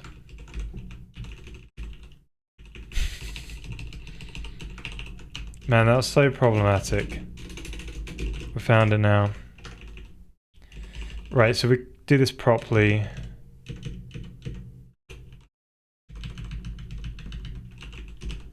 There we go. Jobs are good. It's the other way around as well now. No. So if they're both like that, you pick the one.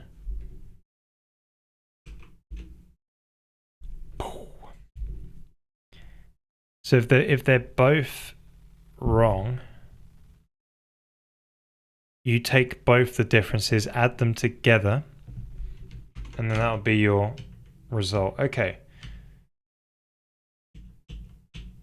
Maybe just add them together.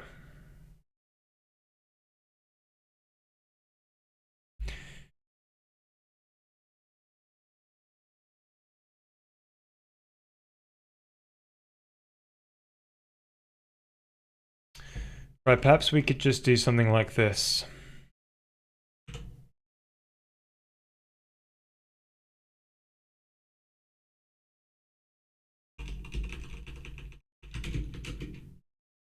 Or max channel greater than 1. And then work out some kind of t value by doing the sum of these two. And then just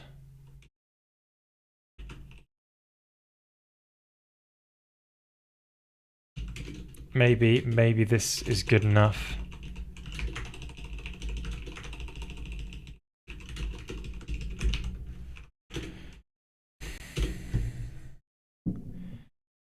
We might have to do a oh, for crying out loud.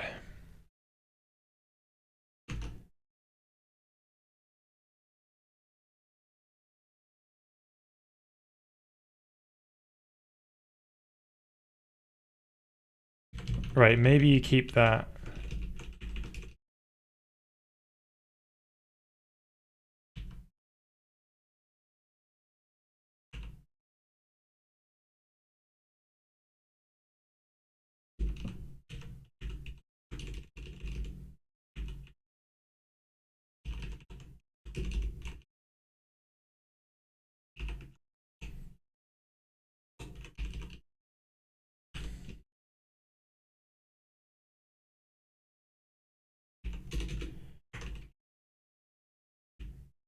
This is sketchy.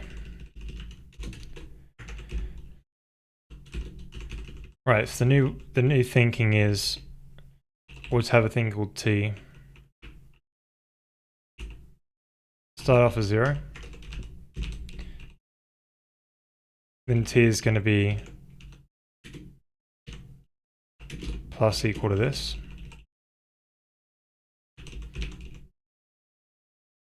If not t.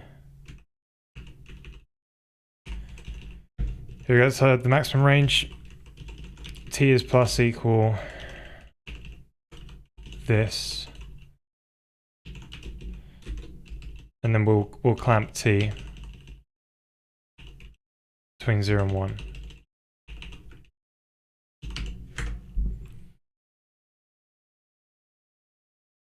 Seems alright. Man. Alright, this seems as something that we want.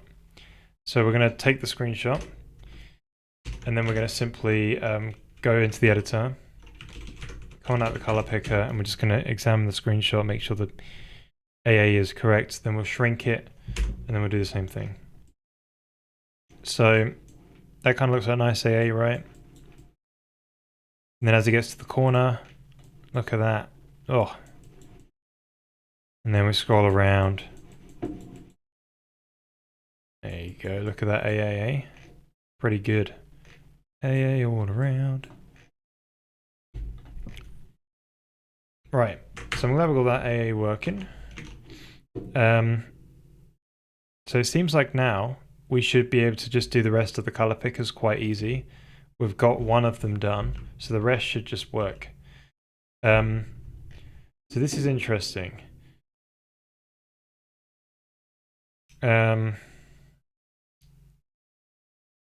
So all of these should be the same, except how this parameter gets filled in here, right? We don't have go-tos, so we can't share all of this code, unfortunately. So you know what, maybe in the future, I'm going to probably make a separate shader, which will compile, or which will pre-generate these based on the size you request. Or maybe we should do that now. So we'll have one with a shader which just makes a texture and renders into it at a particular size. And yeah, because the only parameters that's different is this one here. But we're just gonna be duplicating code here right now, which bloody sucks.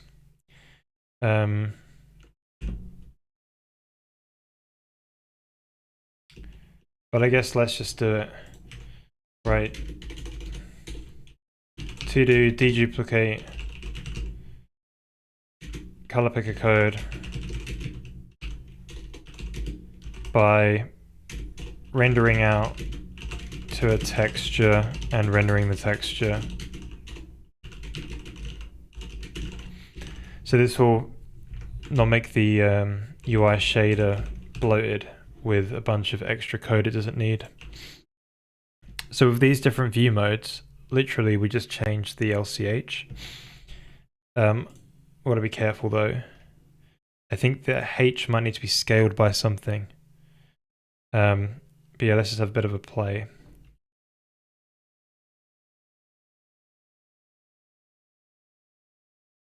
So L stands for luminance or lightness, and C stands for chroma or saturation. So C and H is saturation and hue. So we get the XY coordinate, we punch in. So the thing is, right, is we need like an existing, we need the third dimension to be passed in from somewhere actually as well. So these do need to be kind of globally accessible from somewhere.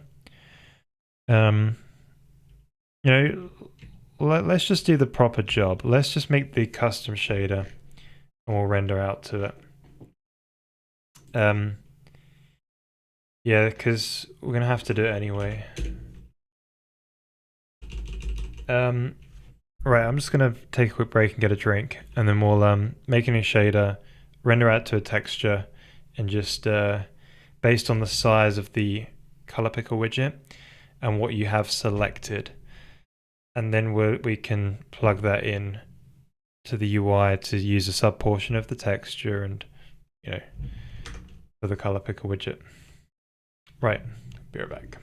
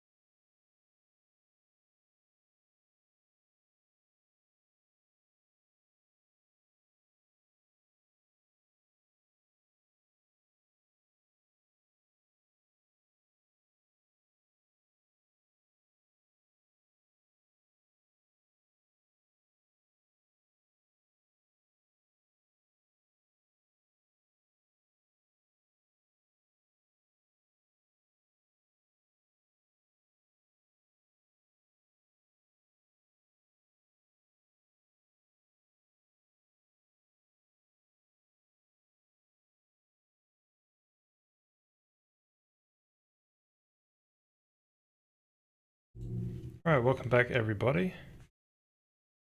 There we go. Right, so let's get to rendering the color picker in a new custom shader, because it's going to be duplicate code and it's just crap if we don't do it this way. So from the UI side, we want to have some kind of new enumeration. So these draw type things I need to take out, and we'll call it color picker type or something like this. Enum UI color picker type, right? And simply just so let's drop those in there like that, and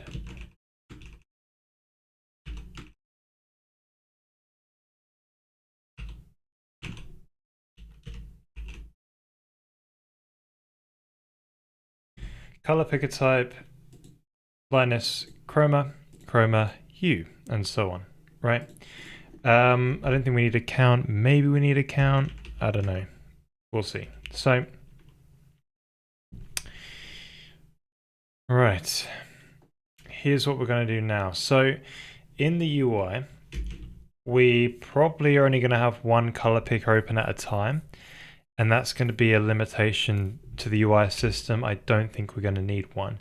So with this assumption, it means what we can do is have a color picker state, which sits globally in the UI system. So if we just have something, so we've already got one here for the input, UI input widget state. So we just do another one of these, but for color picker, it means we can just very easily keep persistent state for this immediate mode UI accessible, and we don't have to have it passed in. We don't have to have it passed in as a parameter to the function that the user keeps around. So here we can have that color picker type. Shoot.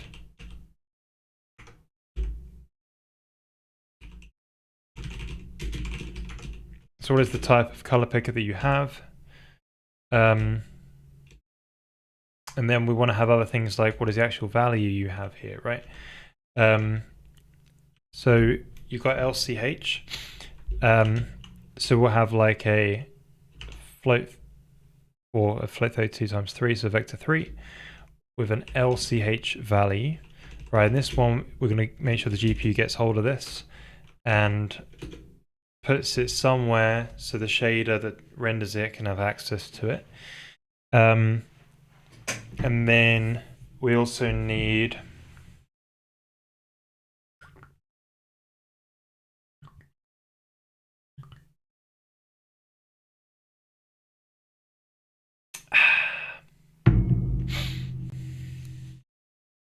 you see, I don't think I need to do those radians and pi conversions. Sorry, those radians and degrees conversions, because I don't think they're very useful. Maybe we can do it when we display it to the user, but not in conversion code that we've got. Right, so I think this might be all that we need for now. There might be something else that we put in, but we'll add it as we need it. So in the UI globe, we'll just chuck it in here somewhere down here. Color picker state. Right, maybe we could drop in like an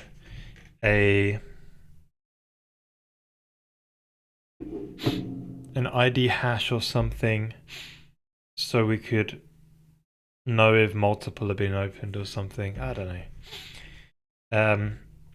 Right. So this means then it'll start off as 0, 0, 0. Thanks to static memory. So then in the UI system, in the color picker widget, we've got this sort of like, so I guess we'll have a pointer to the state. So address of GUI dot color picker state. So with the state, we should be able to literally change it on click, and somehow work that out.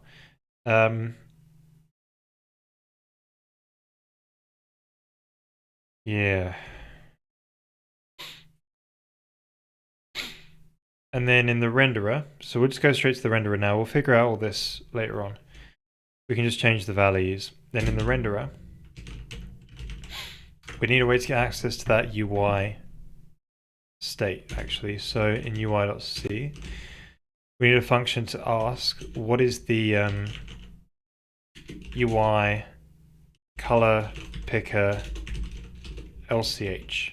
What is that value, right?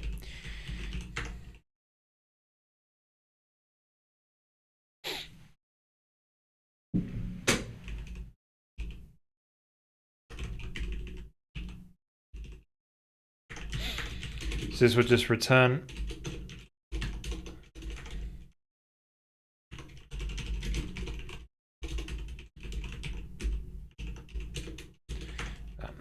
so now in the graphics, so since the UI is done on the sort of game thread type of thing, it needs to be passed through using the standard system we have. So we'll pass in like, hey, what is the currently selected, what is the color picker LCH value? That'll get passed through here. So in main.seat, in the payload, we need to make sure that we pass in color picker LCH. See, right now, we actually have some UI which is done on the render thread. So actually, we won't have it in the payload. So yeah, so I think what will happen is we don't have threads yet, but we might make it, there'll be some storage which is made on the game thread for the UI. Then it might go to the render thread and do it as well. I'm not sure yet. So let's just not bother solving that problem. Yeah, it might do more thread more UI on the render thread, and then it'll be able to get, might do a color picker there, I don't know. So yeah, we shouldn't solve that problem yet. So let's go to the graphics then and get started with the shader. So ultimately what we need is a new shader. So I guess I can stick it down here somewhere. So let's begin a new compute shader.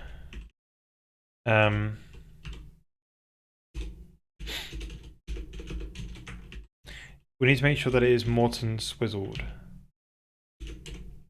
though. So we need to probably make a nice shorthand thing for it. So 64 out loud along in a thread group. Then we do system value local index.x. That's your thread index, so that would be 0 to 63 inclusively. This will give you your 2D coordinate in an 8x8.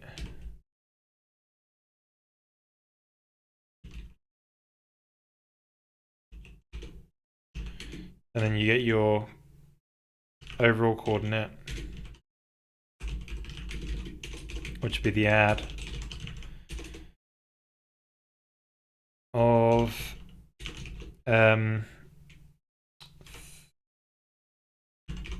dispatch group index multiplied by 8x8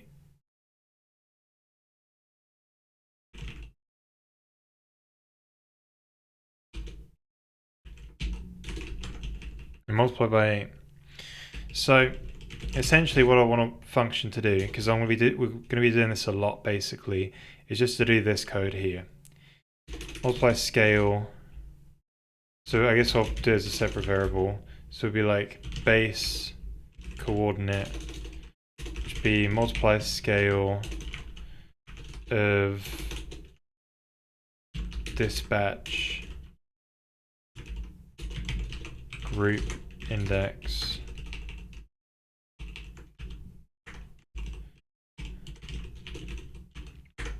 right. So I think we should do is have a nice function which is to compute a coordinate, a swizzled coordinate, rather than just using the dispatch index, because the dispatch index, I don't have the thing open. A dispatch index will go across the x-axis row, and then go down a row, and then go along, and go down. So whereas we want it to be swizzled in a Morton Z curve, so it repeats in a Z sort of fashion. And that way the 2x2s will be aligned to a quad. Sorry, every 0, 1, 2, 3, 4, so every 4 will be in a quad shape, a 2x2 shape. Yeah, that's what we want.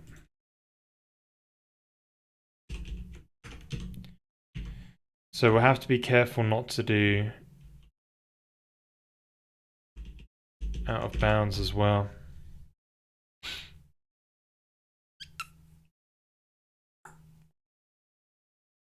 Just be careful about that because you have inactive lanes.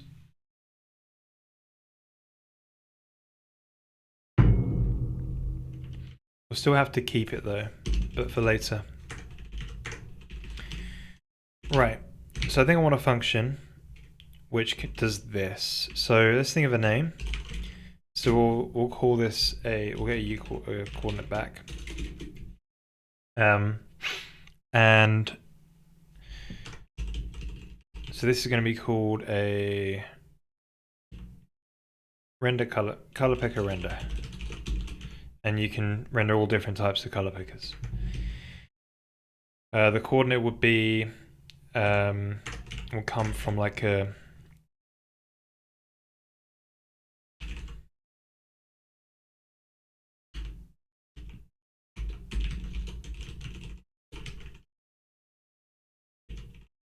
dispatch index Morton swizzle 8x8. We might have other ones, something like this. We pass in the dereference of SV index. Hopefully my compiler works with this. We don't really have pointer support, but I think I added support for that. These are special intrinsics, these pointers that come in. So that is going to be implemented via doing a HCC compute SV, and hopefully this is supported. If not, we'll have to manually pass it in, but that'll be okay. But yeah, this is another way of doing it.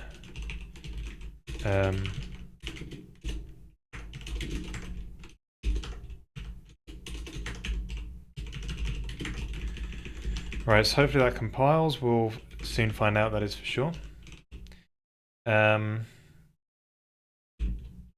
Yeah, super nice.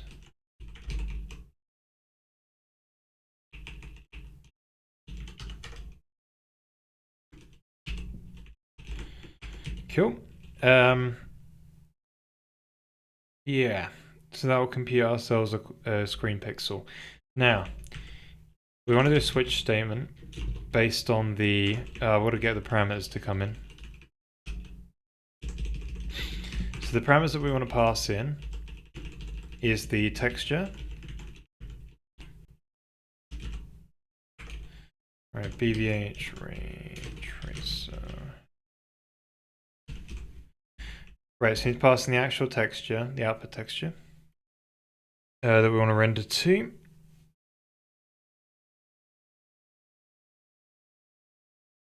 Then we also need to pass in the UI color picker type, the type of color picker. We also need to pass in the OKLCH values that are currently in the color picker, because some of them will need to be filled in. So with this, we should then be able to say type BC bundle constants type. Then we simply go over to the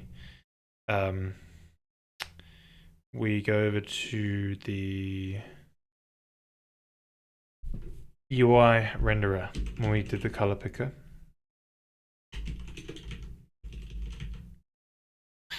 And we take all of this code and we put it in here. So I think we need to normalize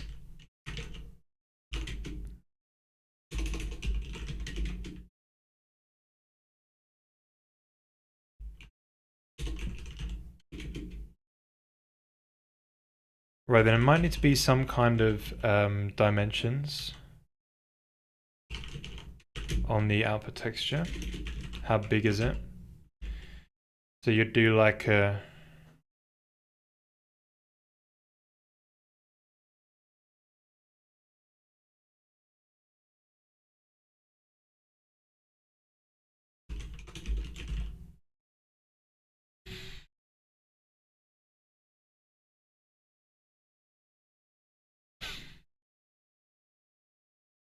we might need to add 0.5.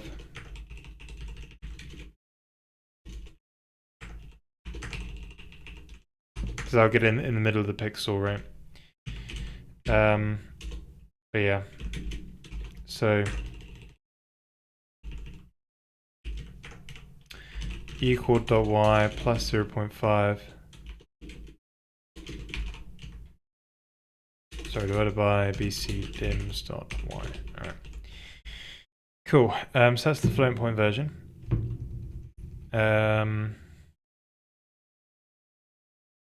Nice. So right now, depending on what type we have, depends on what the LCH value ends up being. So we initialize LCH to BC LCH, one that gets passed in, and then we switch on all the different color picker types. So all of these guys here.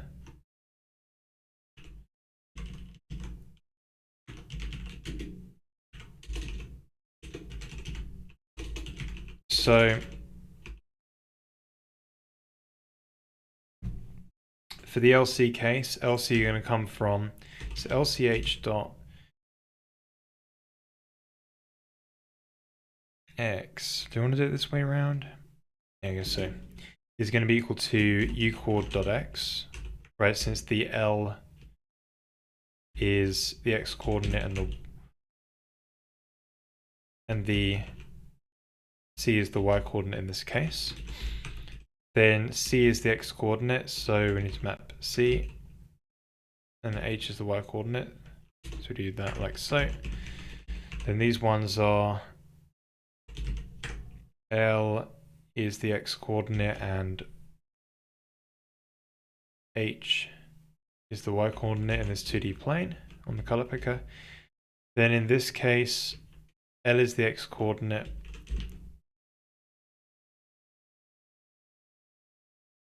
and in this case, C is the X coordinate.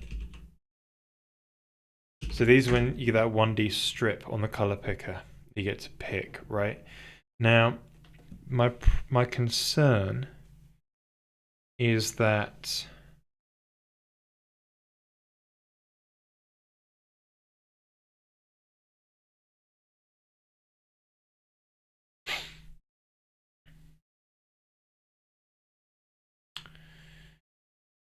so these ones only need to be a 1D texture.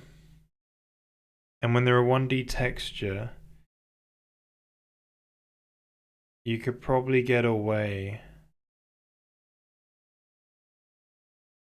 So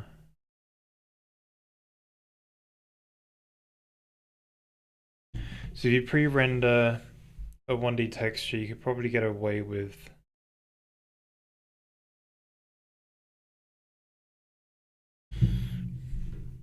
the same code, I think.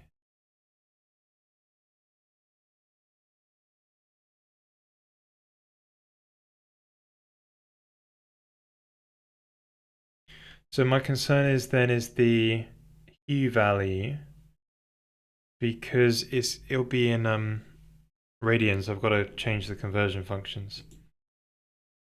They do silly stuff with degrees and stuff. Let's get rid of that. Let's keep it in radians. It's just better. There we go. Much better. None of that crap.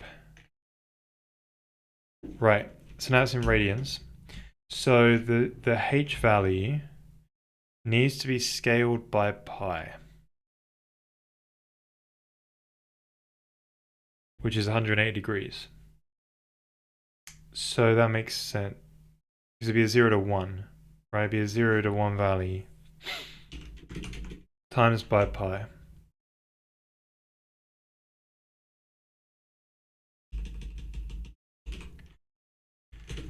And then that means we can convert from LCH, right, lightness, chroma, and hue, into lab, right? Then from lab to color, check if we go outside the range. Then if we go outside the range in the negatives or positives, we work out how much we've gone out of the range based on the derivative of the 2 pixels, and do a lovely anti-aliasing. And then that's your final color. Wait, what's your final color? Hang on a minute. Where's the color come from? Here. Yeah, then that's your final color. Then if we've got a pixel if our pixel isn't inside the dimensions, we return. But we did it late because we did it an F width, right? Which needs to have all active lanes. Warning. This is done late as we use F width, which requires all lanes to be active in a quad. All right. Then we write out to the final texture. So store texture, it's got to find. Right, hang on a minute. So we've got to pack it down. So we've got to sRGB the bugger. We might have to flip it as well. Maybe. Probably. Maybe. No, we only have to flip it if we're right into the actual final surface. So don't have to worry about that. Yeah, so we need to turn it to sRGB from linear. And then output, pack it down into a U32 value and store it out. Cool, so that's the shader. It's going to be pretty sweet. It's going to be amazing. We'll write the dispatch code for it, and then we'll get the code base up and running. We'll be able to see it in the texture viewer. We'll have some code which cycles between it, so we get to see them all in action. And yeah, see how that goes. So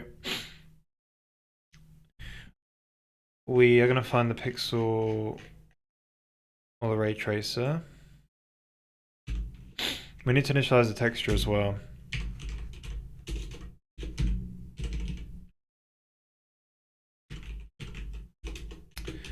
Right, so the UI renderer is here. So with the UI renderer, we'll just do another one.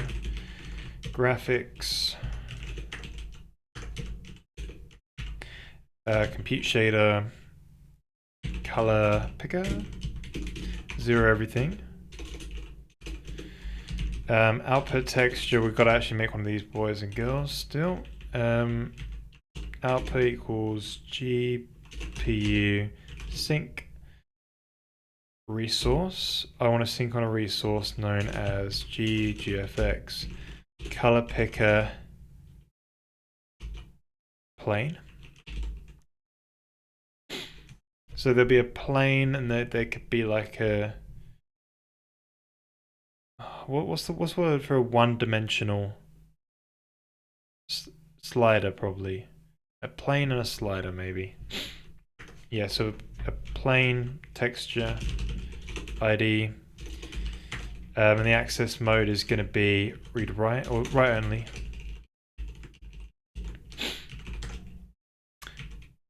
Then the other one is the dims. We get dims via the actual dimensions of the color picker plain texture. How do we do that? GPU texture dims. How don't I have such a function?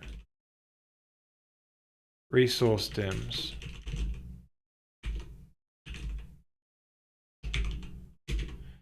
Hang on a minute.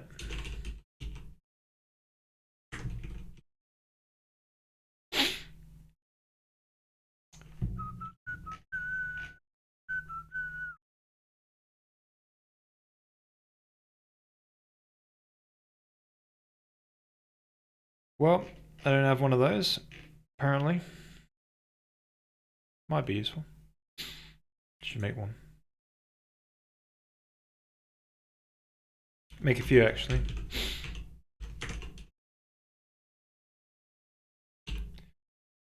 Resource dim. Gets you U32. And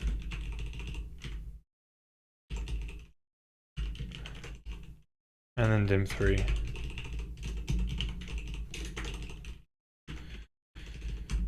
Make these ones. Should be quite easy.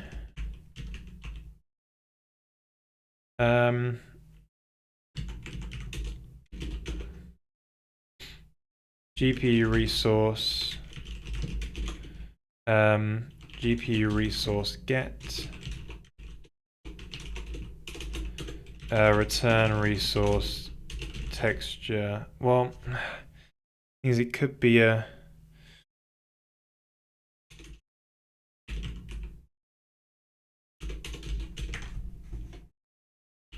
should be easy TM.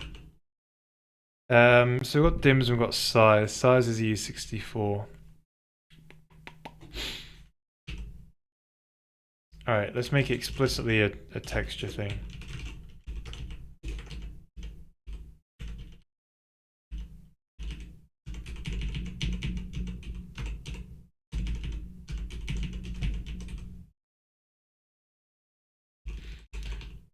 Hey, Devastated. Yeah, man, not doing bad, thank you. Just been working more on the color picker stuff. I was trying to figure out how to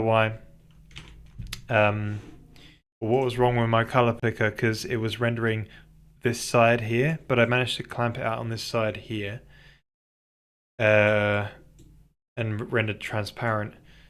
So we spent some time looking at how these online pickers do it, and they do it in a very complicated way. The code is very complicated. They do it with some maths so they can clamp it back. So I was thinking there must be a very simple way to do it, and then I looked at the values, and turns out the values were negative. So I basically just, yeah, and then I tried to figure out how to anti-alias it properly. And so yeah, we got this rendering now in our code base, which I currently can't show it because we're doing a bit of a refactor at the moment. But I'll be able to show it soon. But yeah, it's going alright. I've found out how to render it all very nicely, so hopefully we should be able to render it all very nicely. Or all of them very nicely very soon. But yeah, how's it going with you? How's the move going? Why did I do XYZ? What a silly person.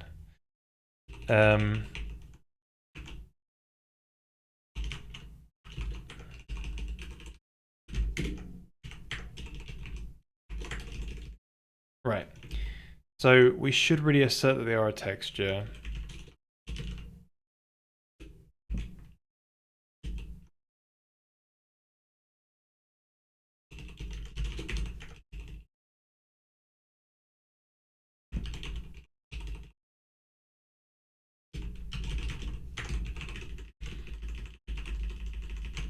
Cool.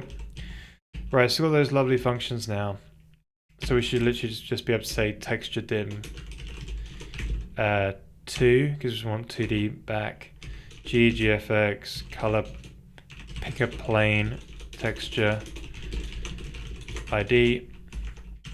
Then the other ones are the LCH, that comes from the UI. So we just say color picker LCH, and that will get us the lightness, chroma, and hue values that we give to the shader, and the type. Shoot, I need that as well.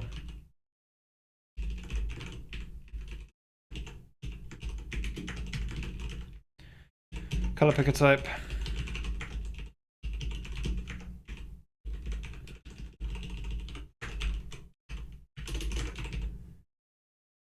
UI color picker type. Nice, and then all we have to do is dispatch it. So we write that plane texture. Well, there could be two different types of plane textures actually. Right, there's two types. I just realized there's a plane type and there's a slider type.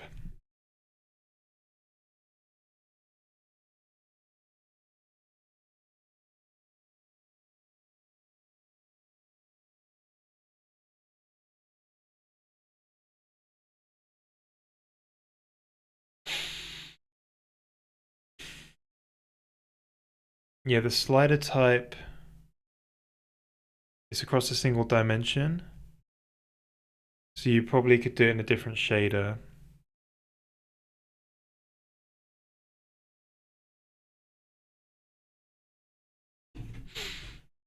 I guess we could just see one of them work for now. We'll do that one in just a sec, maybe. Alright, thanks. The move is finished. Awesome. I'm sitting in the new home office now. Sweet. Amazing. Incredible. That's cool. So that took you maybe 3 days. Not bad. How much is left to do? Or is it all done?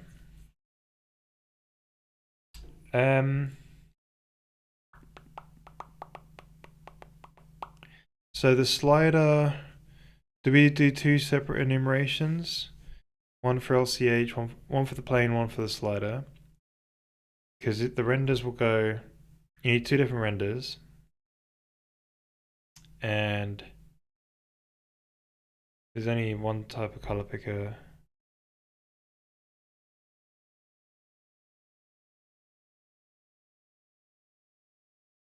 Yeah, you only need one enumeration. We need two different.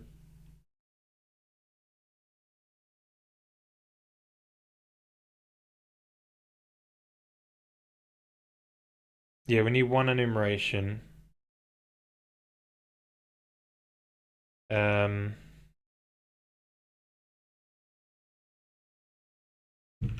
got me some ideas. So for LC you want H.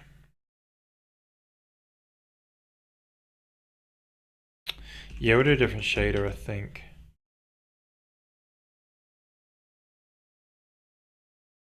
Right. So you need to do a dispatch, a regular dispatch, not this indirect BS.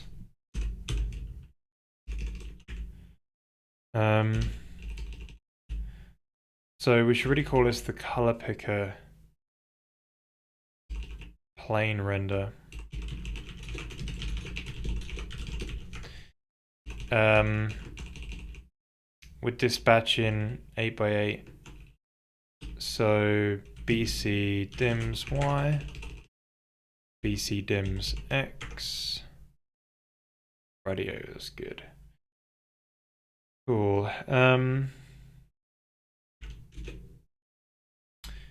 We need another one of these.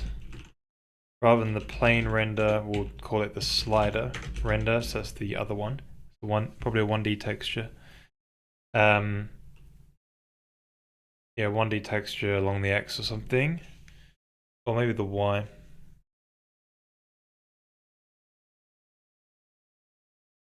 Yeah, it's an interesting one to do.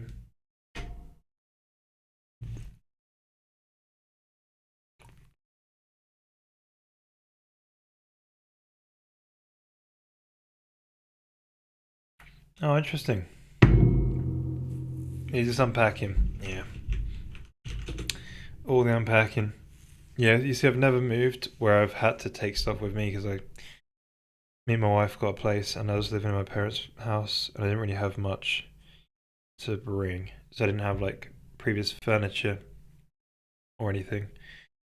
So we've had an empty place for a good while. We've been gradually buying things. But yeah, when I move next time, I can imagine how much work it is. Yeah, I I can see why people hire mover men, if you want to call it that. You know, quite a lot of like stress, I can imagine. Effort. You want to try and not break things. It's crazy.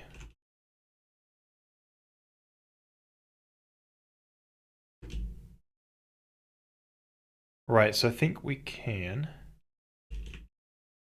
copy paste the shader. This one renders the 2D plane into a texture.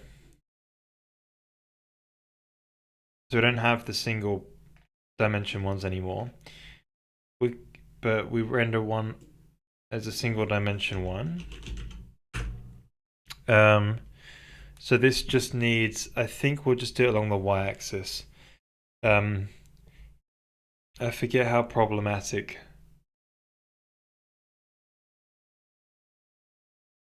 In my UI,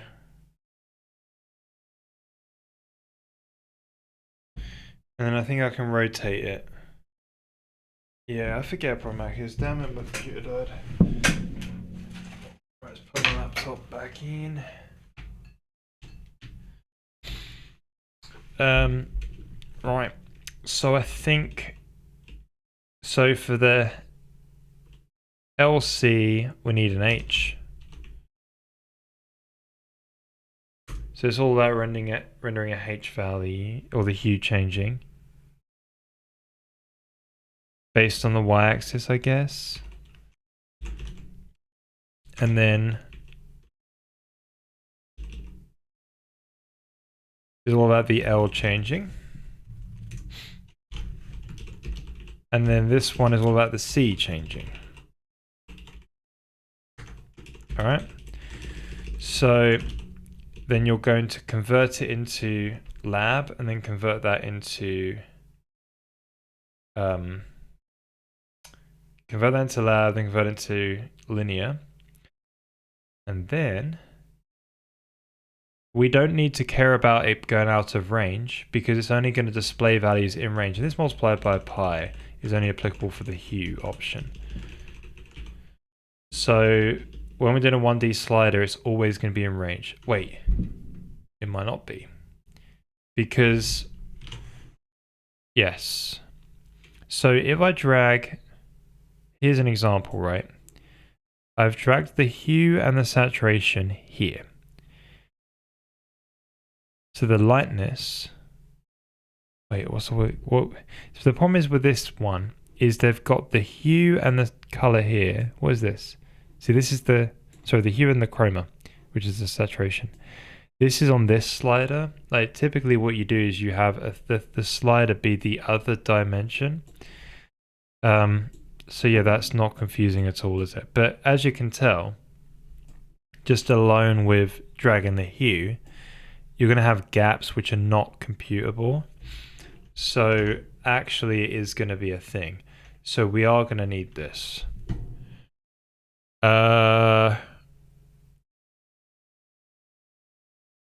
Right.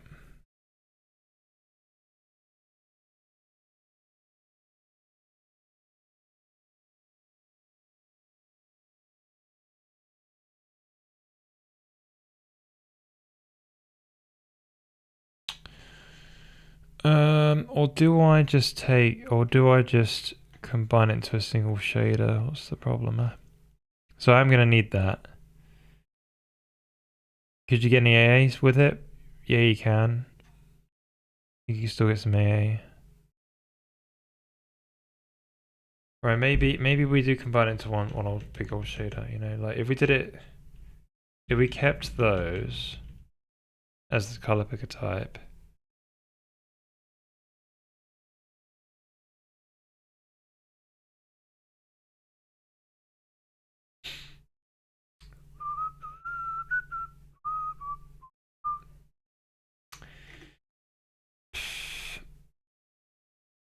It sucks.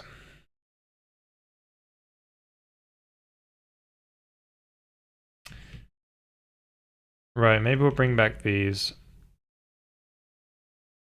You just need extra functions to retrieve. Right, so we're keeping that as the way it is. So you'll still need two dispatches, but one is going to get the plain type, and the other one is going to get the slider type.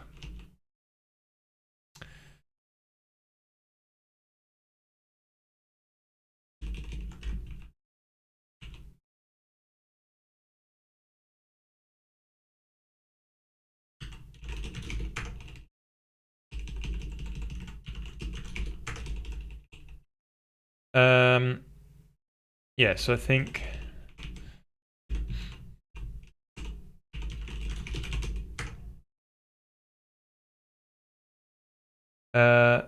no, based on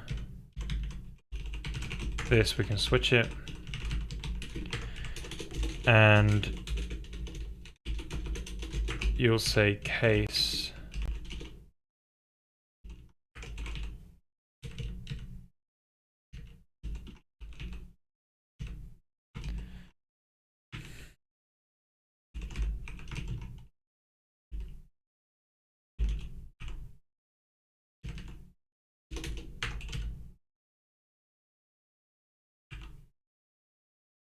You've got to be kidding me. Hey there, hangmans. How's it going? Yeah, we didn't have much furniture to move as we needed some new furniture and threw a lot of old furniture out. Yeah, that's another way to approach it, isn't it? Just like scrap all of the old stuff, and because you are spending a lot of money moving, right? So it's like just spend a little bit more money. What could go wrong? And bought new stuff for the new house and had delivered there. So it was nice, but there are a few more boxes and such that we need to unpack. Right.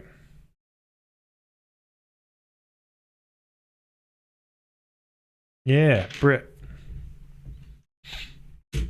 In it.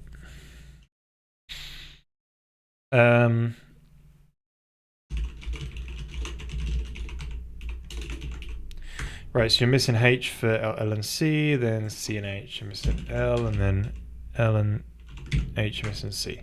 Right, so I guess default we just do whatever. I don't know. Return 0. Best of luck. For crying out loud.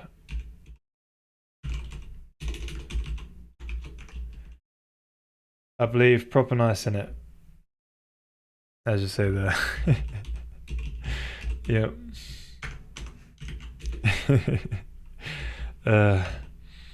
English slang.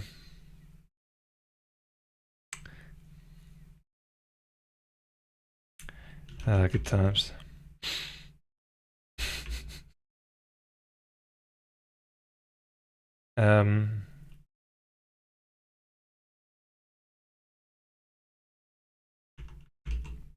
Yeah, so we want the slider type for this one here.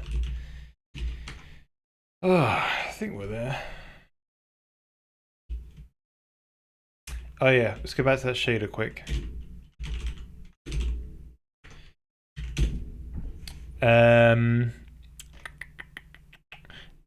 Ooh, these probably want to be the y-axes. Right, now let's make the textures, and then we can view them in the texture viewer. So, in the texture viewer, no, texture initialization code is here, GFX in it. So effectively we've got to make two textures, one for the 2D plane that the color picker goes on, and another which is the slider that gets rendered to.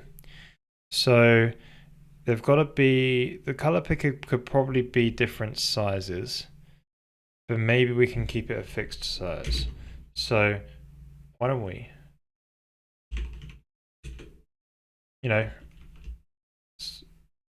put it in UI.h or something. Maybe we could put it here.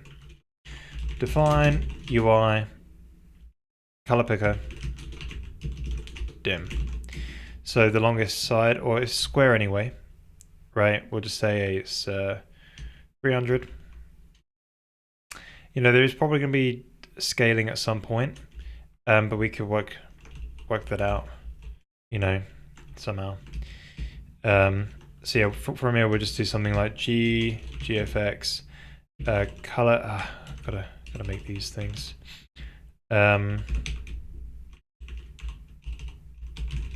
Color picker plane texture ID. Color picker slider texture ID. So those are the ones we're gonna implement there.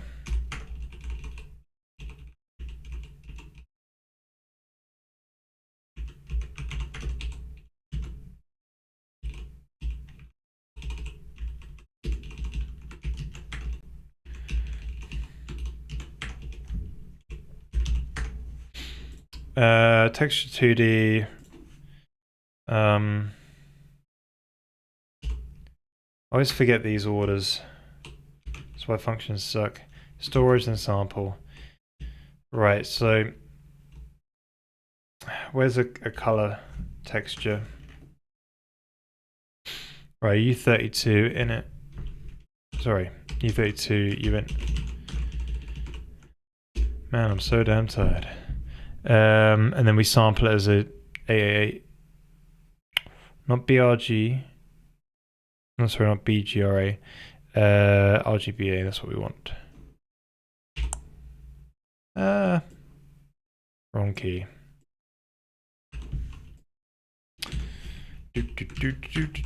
So it'd be RGBA. So the dimensions will be that sort of UI. Color picker dim.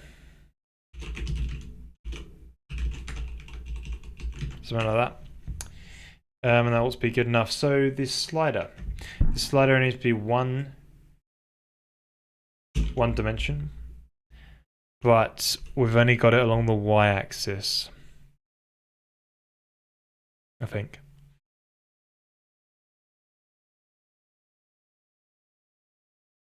Or we could give it a certain degree of thickness.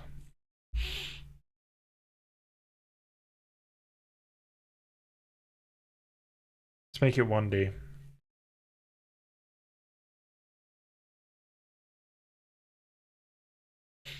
That's fair play.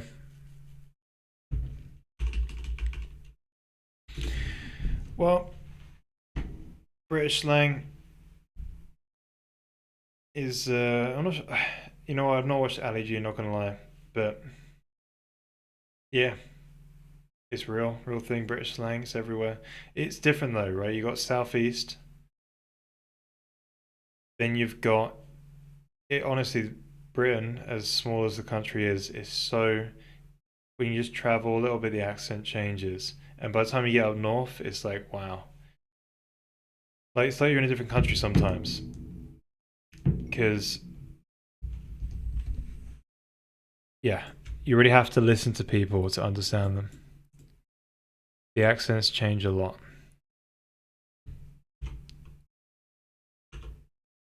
Like you drive 4 hours one way, you're just like completely different country now.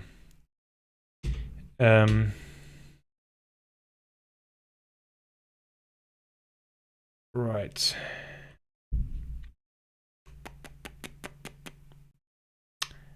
Create the textures. We should be rendering to the textures now. Should be alright. Let's take it for a swing and see what happens.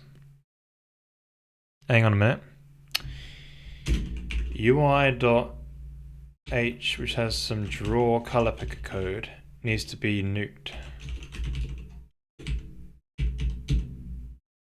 We don't have this anymore. We didn't make it a specific draw thing because it made the shader more complicated. We're going to render it to a texture and then just render the texture again. So render it the correct resolution. So the thing is that the color picker widget needs to render to that constant size. If not, it's not going to work. So the dims is going to be equal to UI color picker dim. So we could equally just change this to 800 for now and just make it nice and big. Right. So we've done some GPU stuff. Right. The stream could die. If it dies, I'll be back. But here we go. Right. Compile errors first.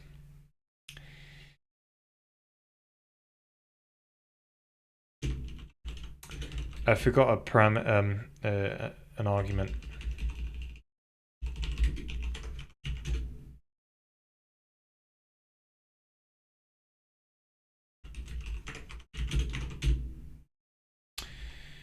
Right, what is this? Oh, that one. Oh yeah, these don't need to be done anymore.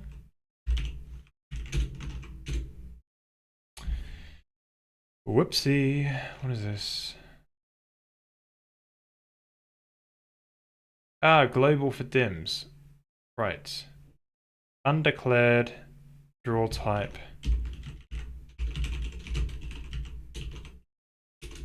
What have I done?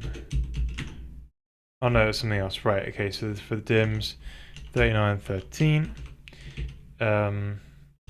It's not global, it's actually inside the bundled constants. Right, so it should be there. Here we go. Oh, compile error. Right, this is because yeah, the compiler crashed. This is because this thing is not supported. I can't dereference this intrinsic pointer thing, which is fine. We'll just do that. Be alright. Dispatch group index dispatch local index kind of sucks. Maybe we can make it a macro to do it, but it's alright.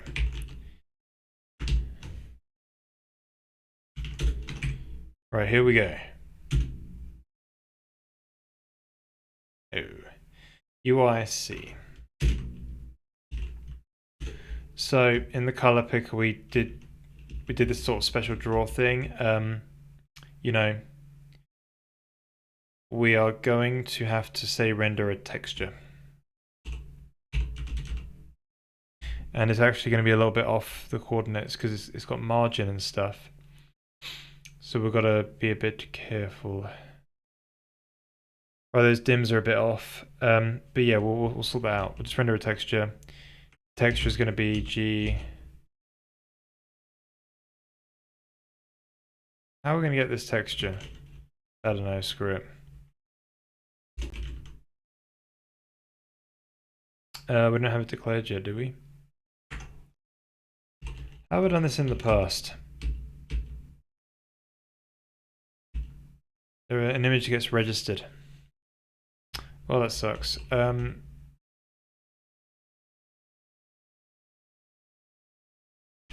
Color picker, plain, texture ID. The sampler, good point. Clamp nearest, maybe. Right, hopefully this compiles. Right, the global's not accessible because I didn't include it in the right order. Technically we shouldn't be doing this, but progress has to be made.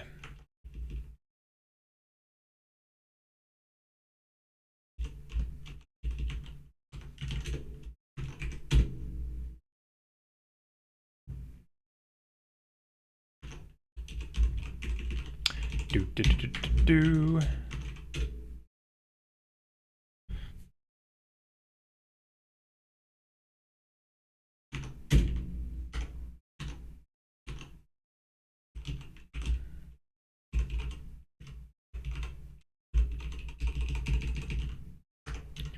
Right, seems like we might be there.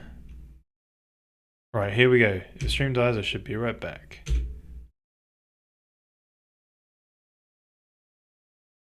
Right, we're still here. It's now rendering nothing, which is a bit strange. But we can disable the color picker and look at the texture viewer and see what we've rendered. So this is the screenshot from the past. This is what we used to have. Those lovely edges. We can open up this and see what's is going on here. So we've got color picker plain. So it clearly is rendering something down here. Bloody small, that's what it is. But yes, something is being rendered. Very, very, very bizarre.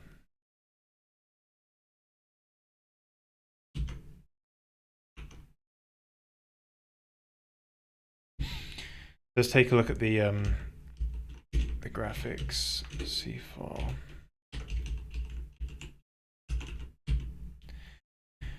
So what is painfully wrong? So we write only to the texture.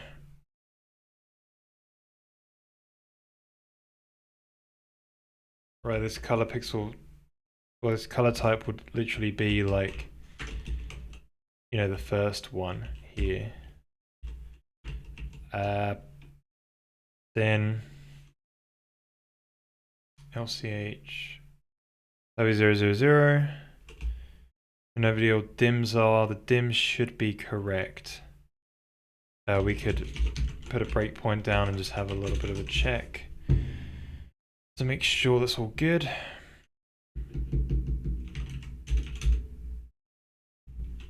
So BC dims 800 by 800, that's what we want. Do divide round up by 8 and that should launch evenly. We'll get some 8 by 8s. Yep. So what about the actual shader code? How is that wrong? So we take we Morton swizzle it.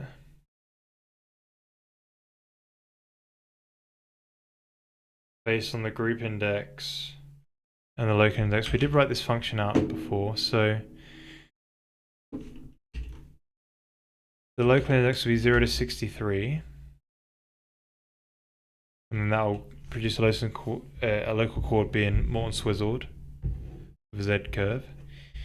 Then we scale the group index by 8, and then we add on. We scale it by 8 across each dimension, and then we add on the 0 to 7 value inclusively. That seems to make sense.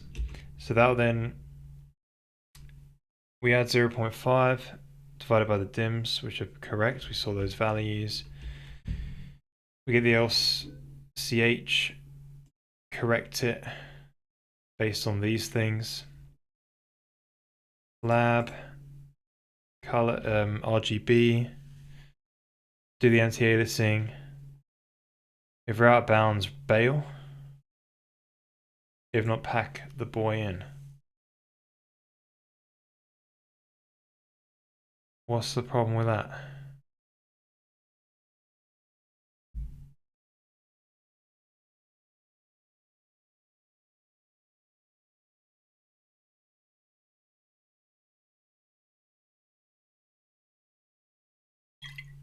There's nothing wrong with it. Pretty sure. Can't find it. So where would the problem be? Should we write out some colors and see what's up? So write out a few things. Or write out actually, let's just say let's make color all red.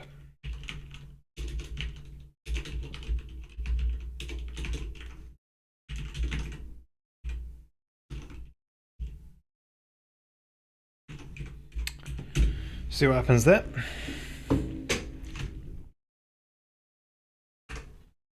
Oh yeah, texture viewer. Right, so it's all red. So it's clearly getting there. And right out to the texture, so that's a good thing. But the value it's getting is painfully wrong.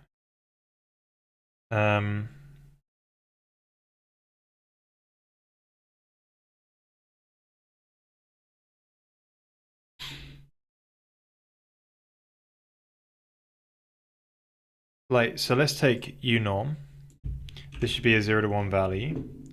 Let's do unorm.x and then unorm.y. Then we should get a red-green gradient thing in the texture viewer.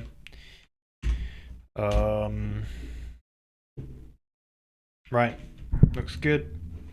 X increasing gets you red, Y increasing gets you green. Pretty standard stuff. So this value is correct. I passed in Euclid. What a wally.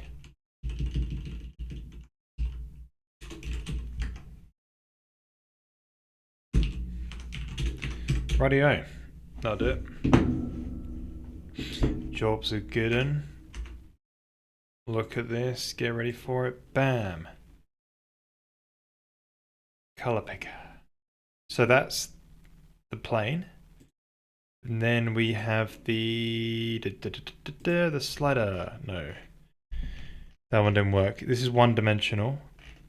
1 pixel, 800 down. I do not see any hue changing here, which kind of sucks. So that should have passed in a H. And then that should have changed over the, oh, it should have passed in a H. I don't know what it was. I ain't seeing it.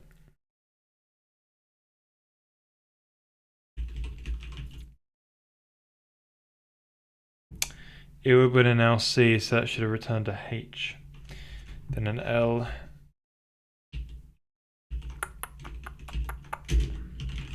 What the crap is going on? So you would have changed the hue of the LCH based on this multiplied by pi. Right, but you've got an L and a C at 0. What does that mean? Perfect. L and C at 0 means you have no hue. So it could be correct. Okay, so should we have a bit of fun? And say if we just change the, hang on a minute. You just, for crying out loud, right, if you just change the L, no. But if you just change the chroma, that will get you a different hue, right? So we're going to change the chroma programmatically based on something. So we'll inject that into the compute shader.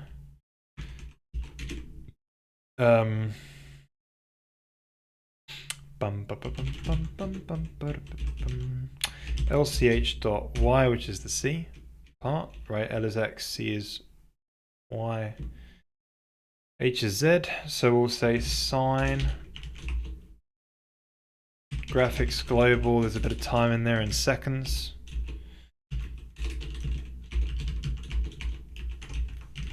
And so we should see it animate now in the texture viewer to some degree.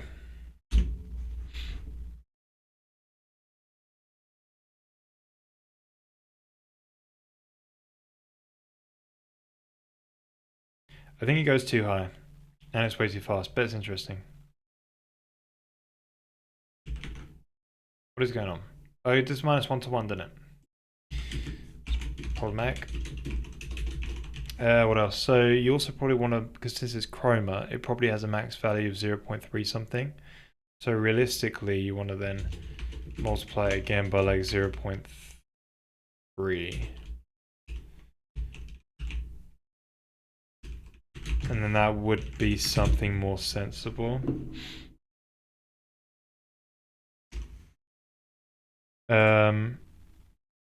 Right.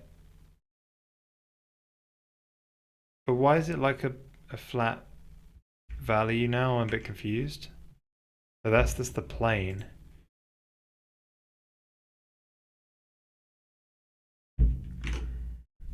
Oh wait, because we're viewing L and C, so C then become right. Gotcha. So we should probably set it here. Got it.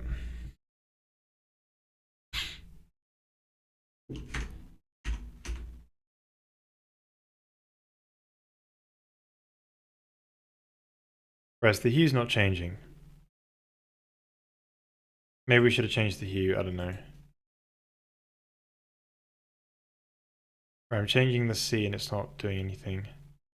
The slider thing, damn it.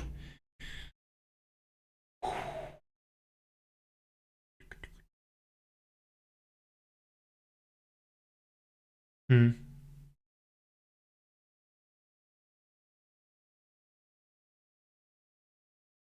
Maybe we could hardcode the lightness to like 50,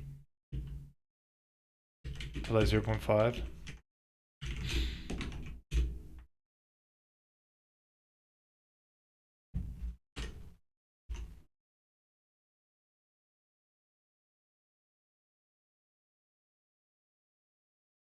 We're still not seeing anything rendered in this. Oh, we are now.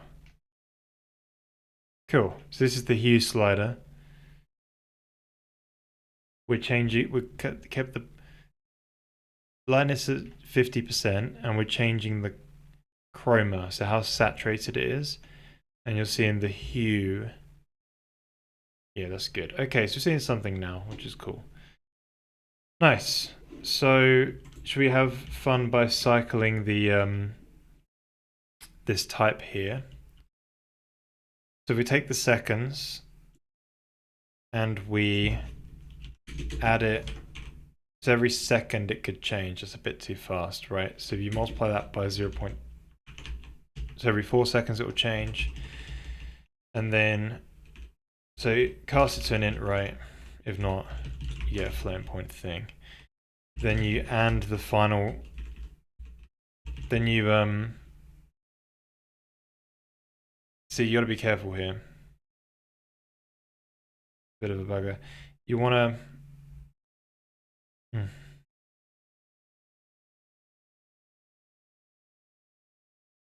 let's just do it anyway. And then we'll mod it with 6. It's not a good solution, so that means the slider and the coordinate are gonna get, but we'll see them all. So in the plane one, we're gonna see the sliders one. Okay, so this is the view of the chroma and hue, and this one is the view of the. And these are the single dimension sliders, I think. So we can ignore these 3.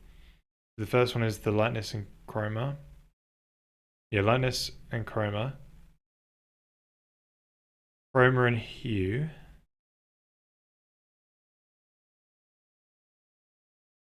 And then the chroma and lightness. I forget. Something like that. So as you see, they are being clamped, which is nice. That's super cool. So all that's left to do now, so rendering to those textures. Now we've got to just do the UI side of things, right? The UI has to yeah,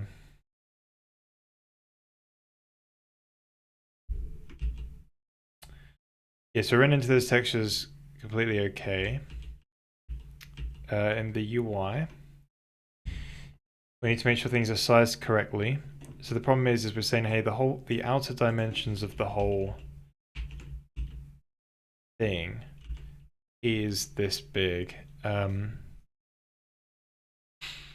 problem is we actually have inside the color picker. The problem is inside the color picker we actually have multiple levels of like things going inward. So you know, I think what we've got to do is build.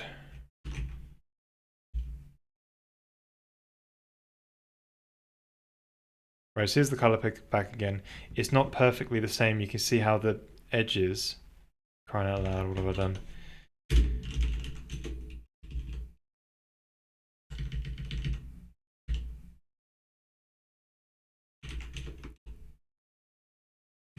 You can see how the anti-aliasing is not working because it's not a one-to-one map, right? Maybe we should be doing a point sample here. A point sampler anyway. But yeah, we anti-aliased it in the shader and it's not a one-to-one map. So it's looking a bit jagged.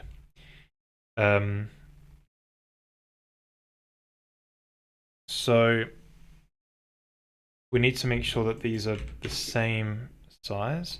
Now, the texture is the same size. Right now, this whole widget is being drawn at the size of this thing. So we need to somehow. You see, I was thinking what we could do is custom render everything, maybe.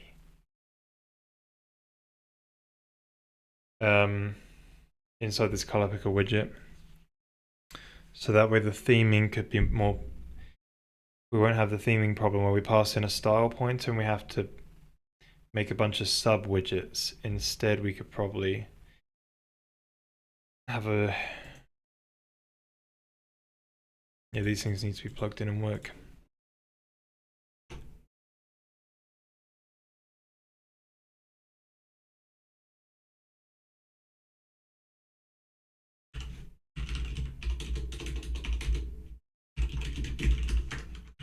So that should change the type quite easy.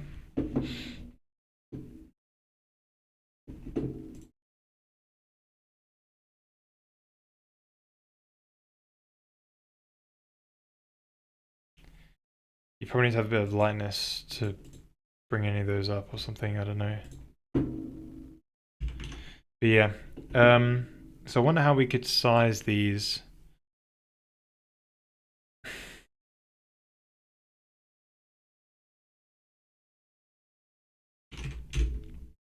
So I think the way I did it, right, is I said, so you have the top bar, the right bar, and the bottom bar are a particular size, and this area within here is specific for this color picker. There is obviously a bit of margin and padding going on. There's a whole bunch of stuff to work out. So what we could do, just a bit of inspiration. Or we could, maybe we will need a bit of margin and padding still, but maybe we can get rid of all these borders and just make them all custom drawn elements. And then that way, but it does look nice for these boxes, I guess.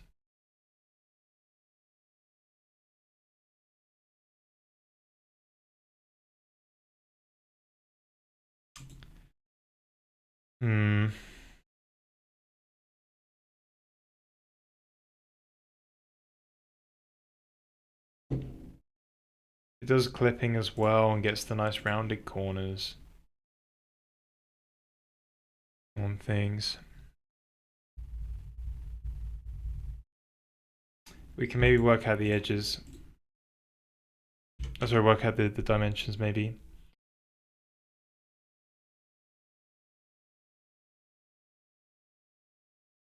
So if you have a bar width,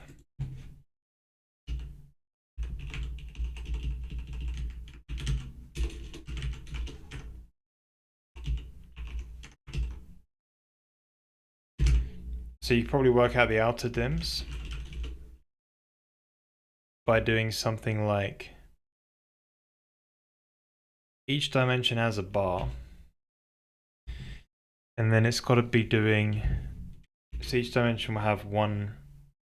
Well, the Y actually has 2 bars. Let's work at the X one first. There's a color picker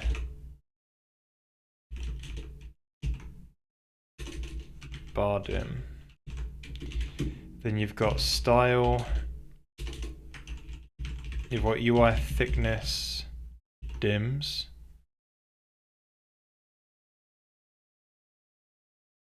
For the style. For margin.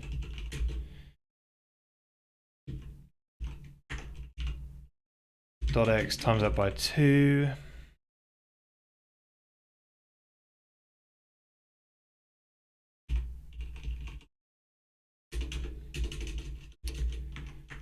So you got margins for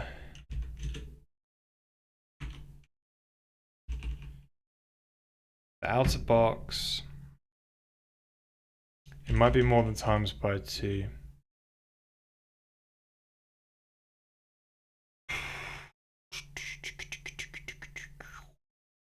And then there's obviously some paddings involved as well. And then some borders.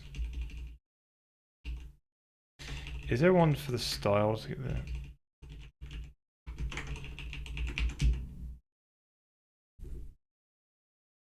Text outer dims takes in a style. And then border width times 2. Alright, some of that.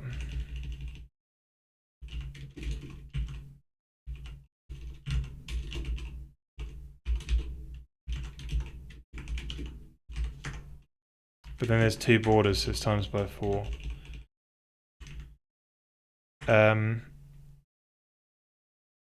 Yeah, so I think it's something like that. And then for the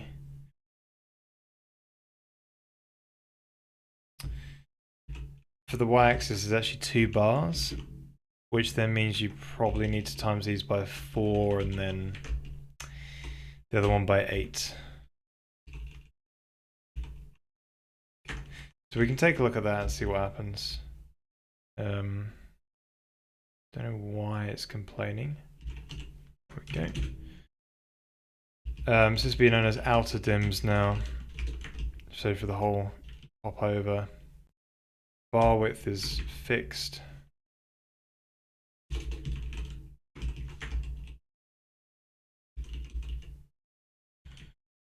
So see how that looks now. It's going to make it a bit bigger.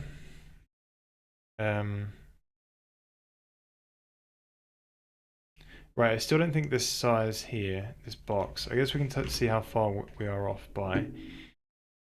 We'll have the remaining box. Where is that? It's this one here, this rectangle, the remaining rectangle. So can I print that UI rec? Let's make a print function for it because I think I do this a lot.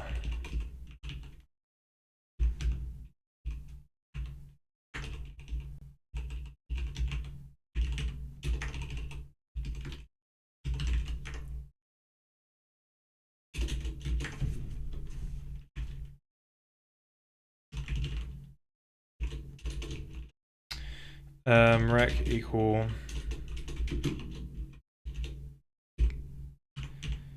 point to f is probably alright.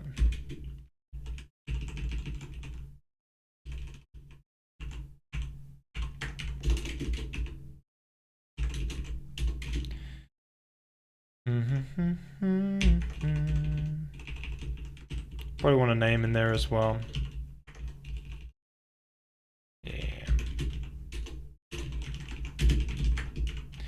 It's a name, rec min x.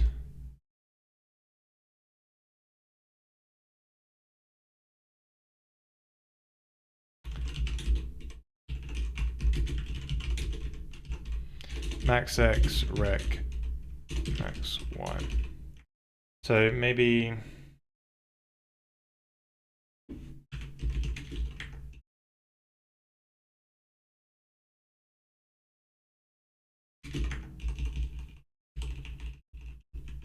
do something like this.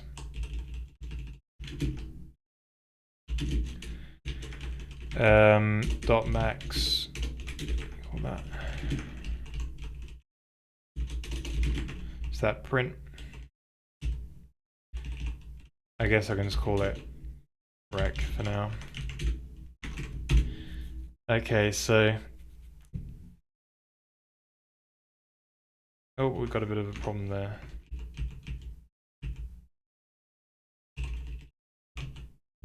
Put an O in there by accident. So do we want to put do a dims one? We'll have another one which just prints the dims.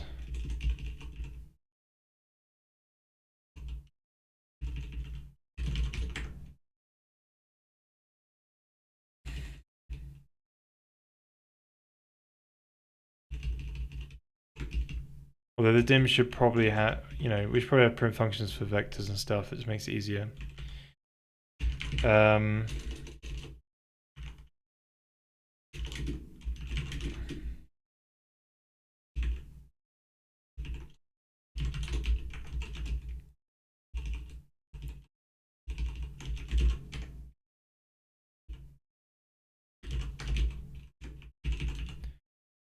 Right.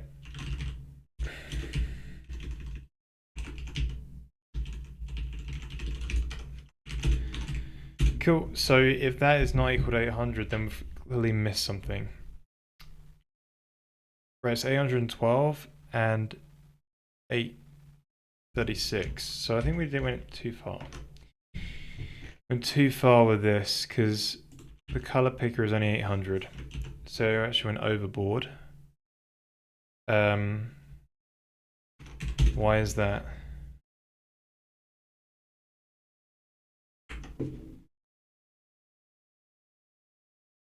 Well, not all of them have a style. Maybe you definitely have 4 borders along the X.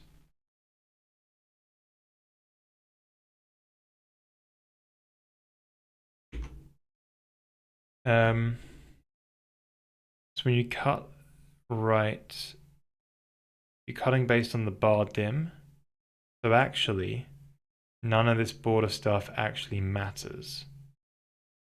Interesting. So actually, you didn't have to do any of this. And that should be it. So I get us the perfect size for that rectangle. No, it didn't. Damn it. Right, because in here we put in...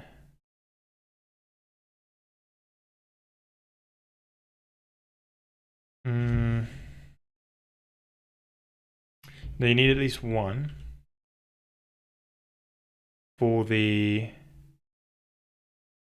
popover itself, because the popover is going to do it when you start the popover. That's right. And then these x's need to be turned into y's.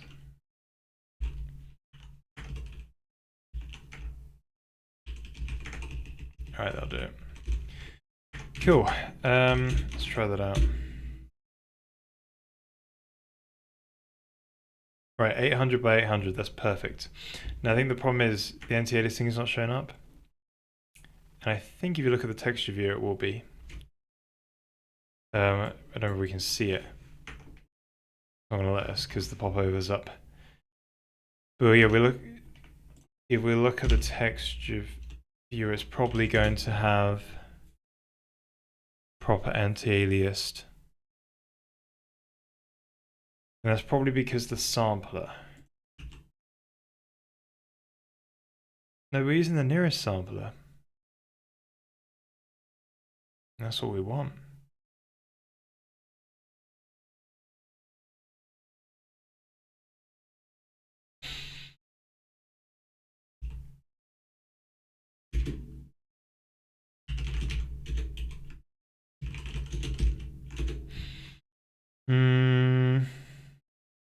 Yeah, offsets by... No. UV...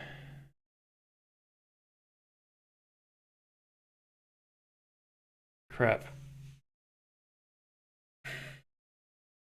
How do we offset by half a pixel? Is that correct? You've got a bottom left in the dimensions. We should offset by half a pixel.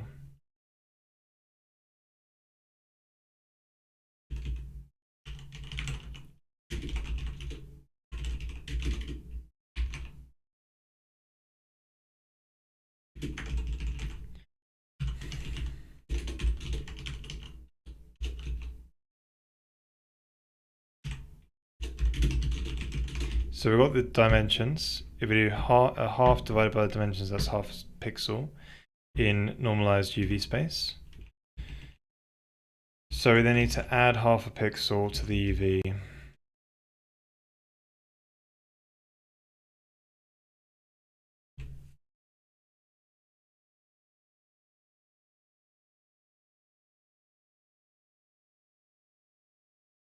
Wait, what is going on? Why is that UV? Oh yeah, then we scale it down, UV dims. Wait. UV dims is not in pixels. It's dimensions in... Yeah, it's a crop. That ain't gonna work, is it? Okay, maybe not. But yeah, I wonder if it's that half a pixel thing. I'm unsure about that. Let's go into the editor and... Well, let's comment out the color picker in the editor and just take a look at the textures. They should be anti-aliased. Yeah, they are, right? That's obviously not showing up in the color picker. It's looking really odd. So we screenshot that, comment that out.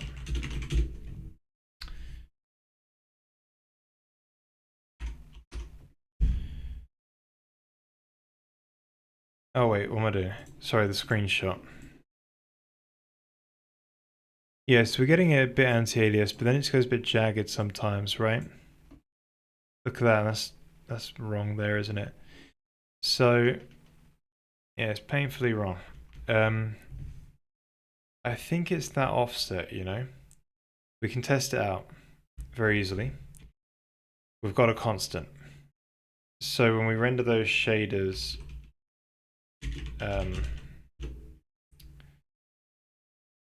what we can do is we can say, right, uv.x plus equals 0.5 divided by UI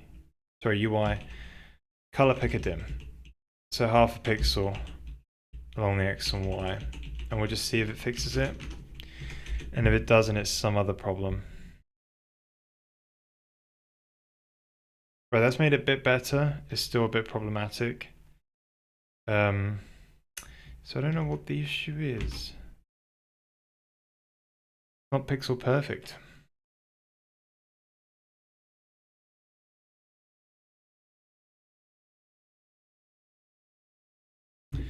UV color.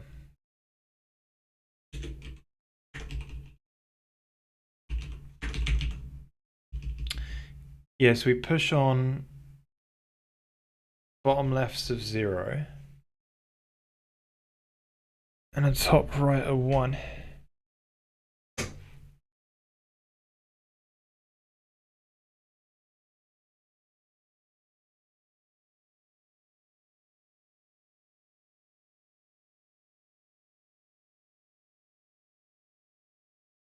So if you scaled it in such a way where you started it off at 0.5,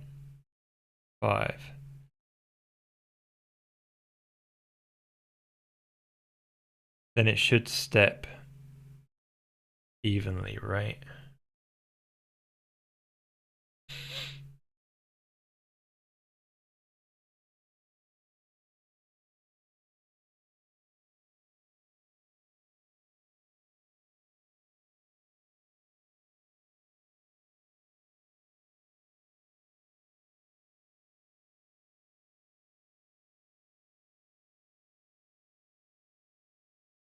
Yeah, I think we can do it that way.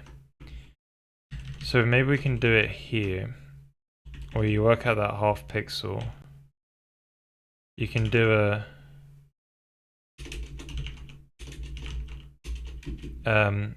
you get the dims. So we've got that new function now. Texture dim 2. Get you the dimensions of your texture. You can then probably work out your half pixel size. That'll just be let's divide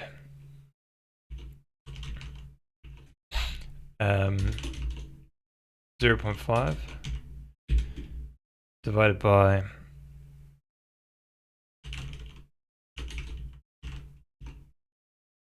dims casted into a vector 2 for float.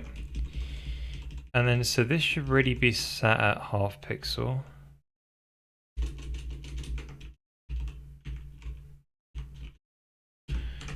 And then this should also end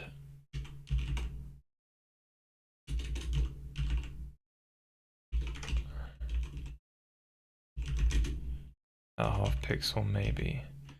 Well, that's the dims though, isn't it? So you should remove a full pixel.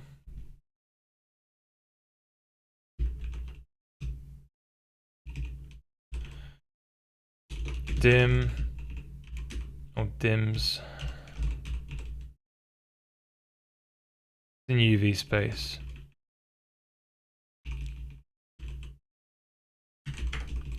Then you remove a full pixel.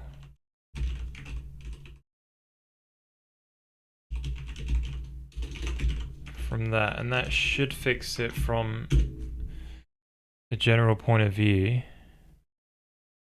Oh, that worked. It's still a little bit off though. I can see a mess up. It's so close. Pretty close. Maybe it's not a mess up, I don't know. We can compare it though. Right. Where can we compare it? So I've taken the screenshot by pressing F12. I should have made this toggleable by a button, but I couldn't be bothered. So I've just disabled the color picker, so now the popover is not up and I can use the mouse again. We press F9, bring up the texture viewer. So here's the screenshot we last took. And here's these sort of extra jagged things I'm seeing.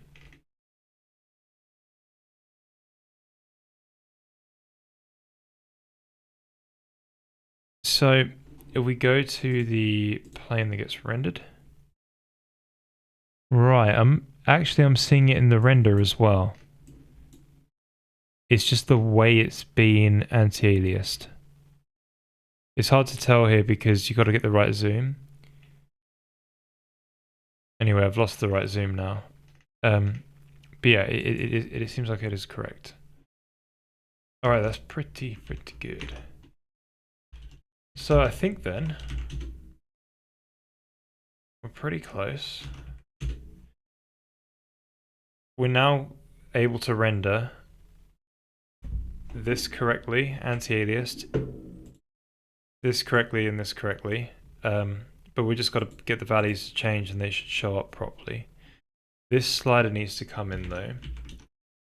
So the way you render the slider. Where's the right hand side? We ain't done it yet. No biggie. Hang on a minute. Wait, right hand side.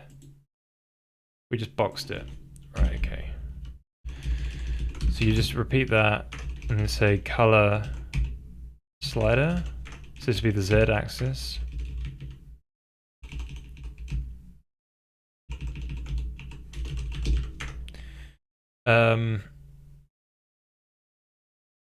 Nearest sampler. Bit of radius in there as well. I think that'll do it. So we want the instead of rectangle, we want the right rectangles. That's where it'll go. You do kind of want it in a box though. What have I got?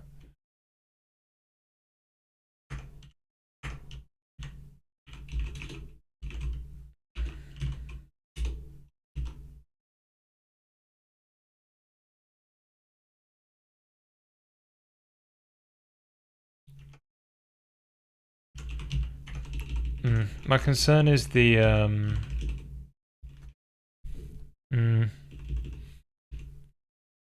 how do you do the draw? You got to get the box. What's it called? The draw rectangle? The draw rec? Box draw would know how to do it.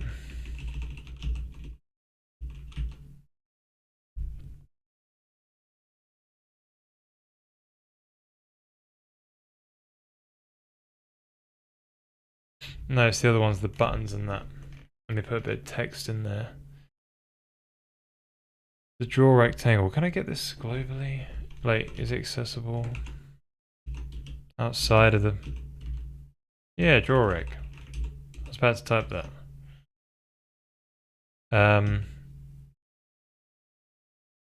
Yeah, so it's... I'm on the draw rectangle. And that's where I'm going to put the texture in.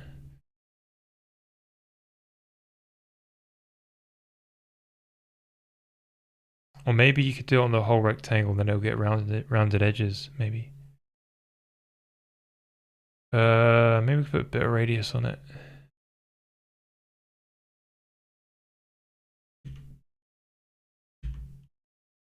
Oh, rectangle center.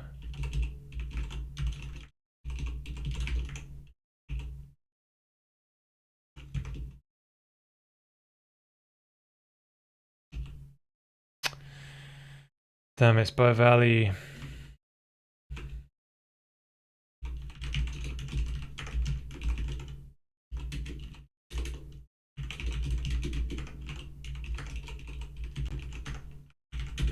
Right, see how that works. Do we get the right slider? Oh yeah, we can't tell because it's... Okay. It's been rendered now. So the lightness needs to be set something so as chroma. If not, you're not going to get something sensible. But it's showing up right. It's even got the rounded edges, which is cool. Yeah, we just... Right. So...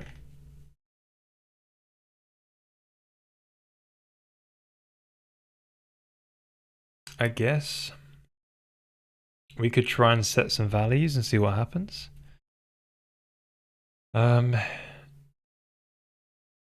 Say if you put a mouse down, so we get the mouse coordinates. We can also get the rectangle, right, this rectangle here. So literally if the mouse is in there and the mouse has been pressed, we could change the X and Y values based on the, yeah.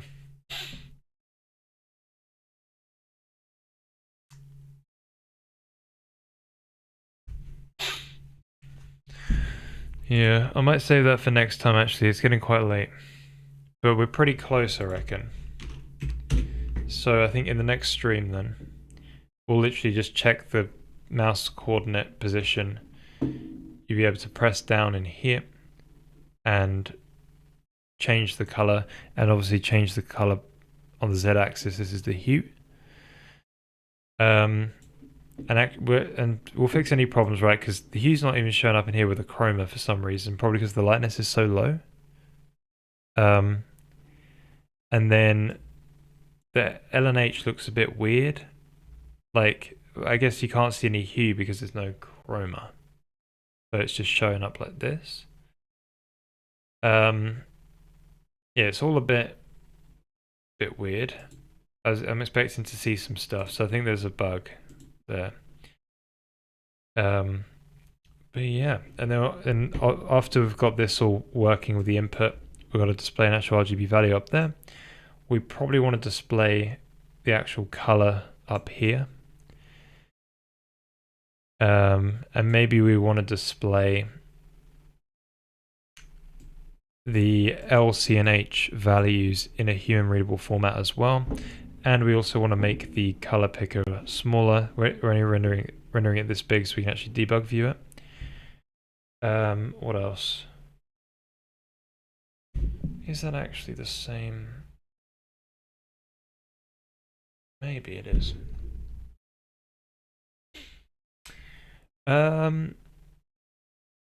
Yeah, and I guess we want to make a widget that we can click on and this pops up, select a value, right, and then close it down basically when we click off it. So hopefully we should get that done next stream and then we can move on to something else.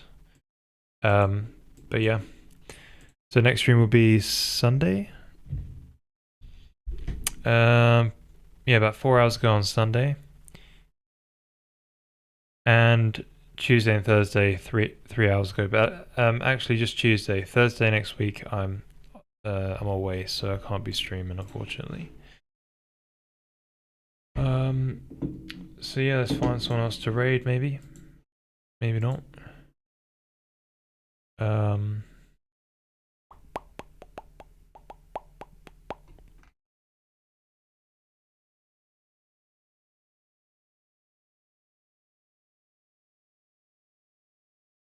There's a C++ dev guy. Raid this person. UE5 though, but we gotta pick somebody. Right. Yeah, thank you for coming, guys. You know, there's a Discord and that if you can come and hang out in the meantime. Thank you for everyone who's supporting me. Really appreciate you guys. And have a good weekend. I'll see you all at the end of the weekend. Right.